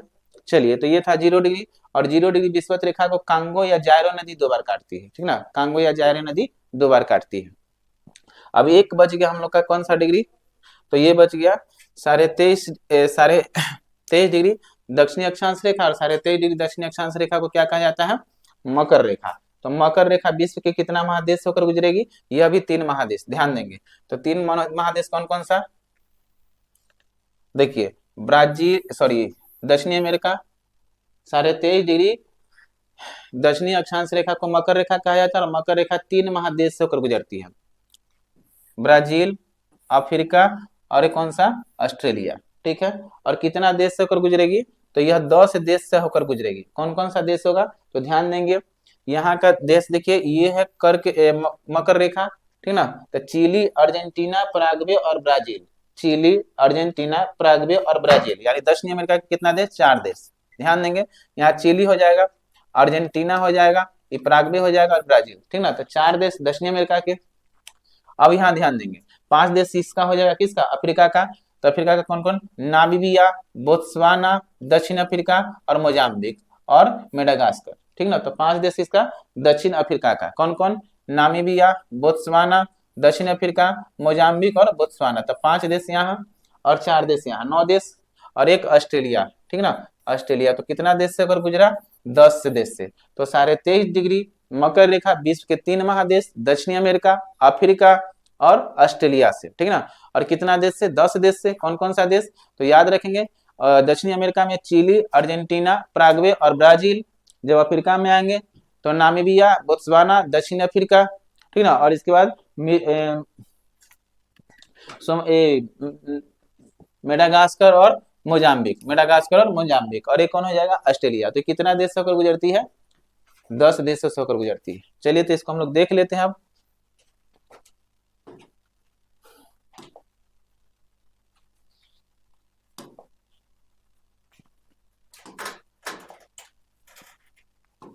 चलिए, 66.5 डिग्री आर्कटिक रेखा 3 महादेश और 7 देश से होकर गुजरती है। 3 महादेश 66.5 डिग्री कौन वाला, ऊपर वाला, सबसे ऊपर वाला 66.5 डिग्री। 3 महादेश यहाँ पर बताए थे, उत्तरी अमेरिका, उत्तरी अमेरिका, यूरोप और एशिया, ठीक ना। तो एशिया, उत्तरी अमेरिका और यूरोप। एशिया के मात्र एक देश बताए थे यहाँ पर रूस, ठीक ना। और यहाँ पर यूरोप का नॉर्वे, स्वीडन, फिनलैंड। तो यहाँ पर यूरोप जो था नॉर्वे, स्वीडन और फिनलैंड, ठीक है। नोट में आर्कटिक रेखा आइसलैंड के समुद्री तट से गुजरती है और आइसलैंड आर्कटिक रेखा के दक्षिण में है। तो यहाँ पर हम बताए थे आइसलैंड जब गुजर रहा था तो यहाँ पर ग्रीनलैंड के नीचे, ठीक ना, ग्रीनलैंड के नीचे जो ग्रीनलैंड जो था विश्व का सबसे बड़ा देश है, जिस पर अधिकार किसका है, डेनमार्क का। ध्यान देंगे थोड़ा सा, वीडियो में हो सकता है कि पीछे उस समय डेनमार्क और ग्रीनलैंड में कंफ्यूज करके हम बोल दिए होंगे, तो इसको आप ध्यान देंगे। विश्व का सबसे बड़ा द्वीप ग्रीनलैंड, जिस पर अधिकार किसका है, डेनमार्क का है। क्लियर है। राजनीतिक अधिकार और भौगोलिक रूप से किसका है, उत्तरी अमेरिका का। क्लियर है। तो यहाँ पर ध्यान देंगे ग्रीनलैंड के नीचे जो यहाँ पर ग्रीनलैंड के बगल में जो आइसलैंड था, तो आर्कटिक रेखा के दक्षिण में कौन, आइसलैंड। तो वही बात लिखा हुआ है, आर्कटिक रेखा आइसलैंड के समुद्री तट से गुजरती है और यह आइसलैंड आर्कटिक रेखा के दक्षिण में स्थित है। क्लियर है। आर्कटिक रेखा कनाडा के ग्रेट बियर झील को काटती है। तो आर्कटिक रेखा कनाडा के ग्रेट बियर झील को काटती है। आगे देखेंगे, कर्क रेखा 23.5 डिग्री उत्तरी अक्षांश रेखा जो है विश्व के कर्क रेखा जो 23.5 डिग्री उत्तरी अक्षांश रेखा विश्व के 3 महादेश से होकर गुजरेगी। एशिया हो जाएगा, उत्तरी अमेरिका हो जाएगा, ठीक ना, और अफ्रीका महादेश से। और कर्क रेखा विश्व के 17 देश से होकर गुजरती है। कितना देश से, 17 देश से, ठीक है। उत्तरी अमेरिका का कौन कौन से देश थे, ध्यान देंगे, मैक्सिको और बहमासा। यहाँ पर हम दो द्वीप, एक मैक्सिको बताए थे, बहमासा बताए थे।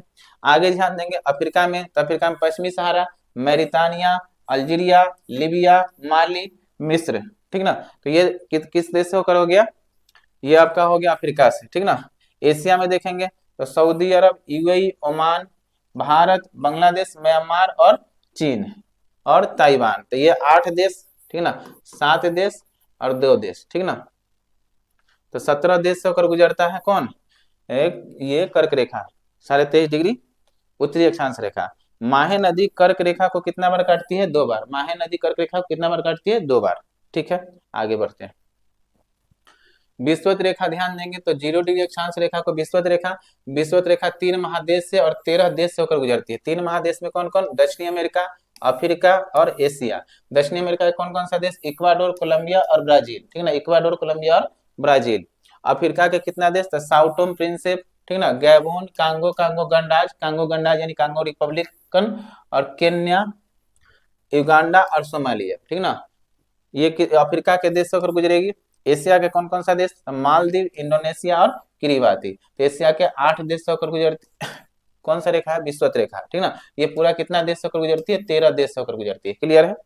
और कांगो या जारे नदी विषुवत रेखा को कितना बार, 2 बार काटती है। क्लियर है।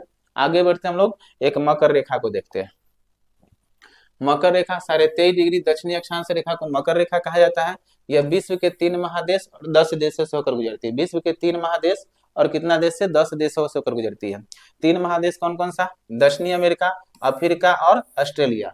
मकर रेखा गुजरेगी 3 महादेश से। तो ध्यान देंगे दक्षिणी अमेरिका के कौन कौन देश, चिली, अर्जेंटीना, पराग्वे और ब्राजील। तो चिली, अर्जेंटीना, पराग्वे और ब्राजील, ठीक ना। अफ्रीका के कौन कौन सा देश, नामीबिया, बोत्सवाना, दक्षिण अफ्रीका, मोजाम्बिक और मेडागास्कर, ठीक ना। तो ध्यान देंगे बोत्सवाना, नामीबिया, दक्षिणी अफ्रीका, मोजाम्बिक और मेडागास्कर। ऑस्ट्रेलिया के मात्र एक ऑस्ट्रेलिया। और लिम्पोपो नदी मकर रेखा को 2 बार काटती है। तो ये हम लोग देखे 66.5 डिग्री उत्तरी अक्षांश रेखा कितना देश से होकर गुजरी, 7 देश से, और एक समुद्री तट से काटी आइसलैंड को। 23.5 डिग्री उत्तरी अक्षांश रेखा 17 देश से होकर गुजरती थी। और 0 डिग्री विषुवत रेखा जो था कितना देश से, 13 देश से होकर गुजरी। और मकर रेखा जो 23.5 डिग्री दक्षिणी अक्षांश रेखा था 10 देश से होकर गुजरी है। और कौन कौन सा देश से होकर गुजरा है, इस सब के बारे में हम लोग समझे और मैप पर देखें। इसको आप लोग अच्छे तरह से देख लेंगे, क्योंकि इससे संबंधित हमेशा किसी न किसी एग्जाम में एक क्वेश्चन पूछा जाता है कि इसमें से कौन सा देश से होकर गुजरती है या नहीं गुजरती है, ऐसा क्वेश्चन रहता है। ठीक है, आगे बढ़ते हैं। तो ये आपका पूरा खत्म हो गया है। इससे संबंधित हम क्या करेंगे, अगले वीडियो में इससे संबंधित लगभग 50 से 55 क्वेश्चन लाएंगे। इसको आप लोग क्या करेंगे, इस वीडियो को अच्छा से देख लेंगे और हो सके तो आप लोग नोट करेंगे, क्योंकि नोट करेंगे तो बहुत अच्छा समझ पाइएगा।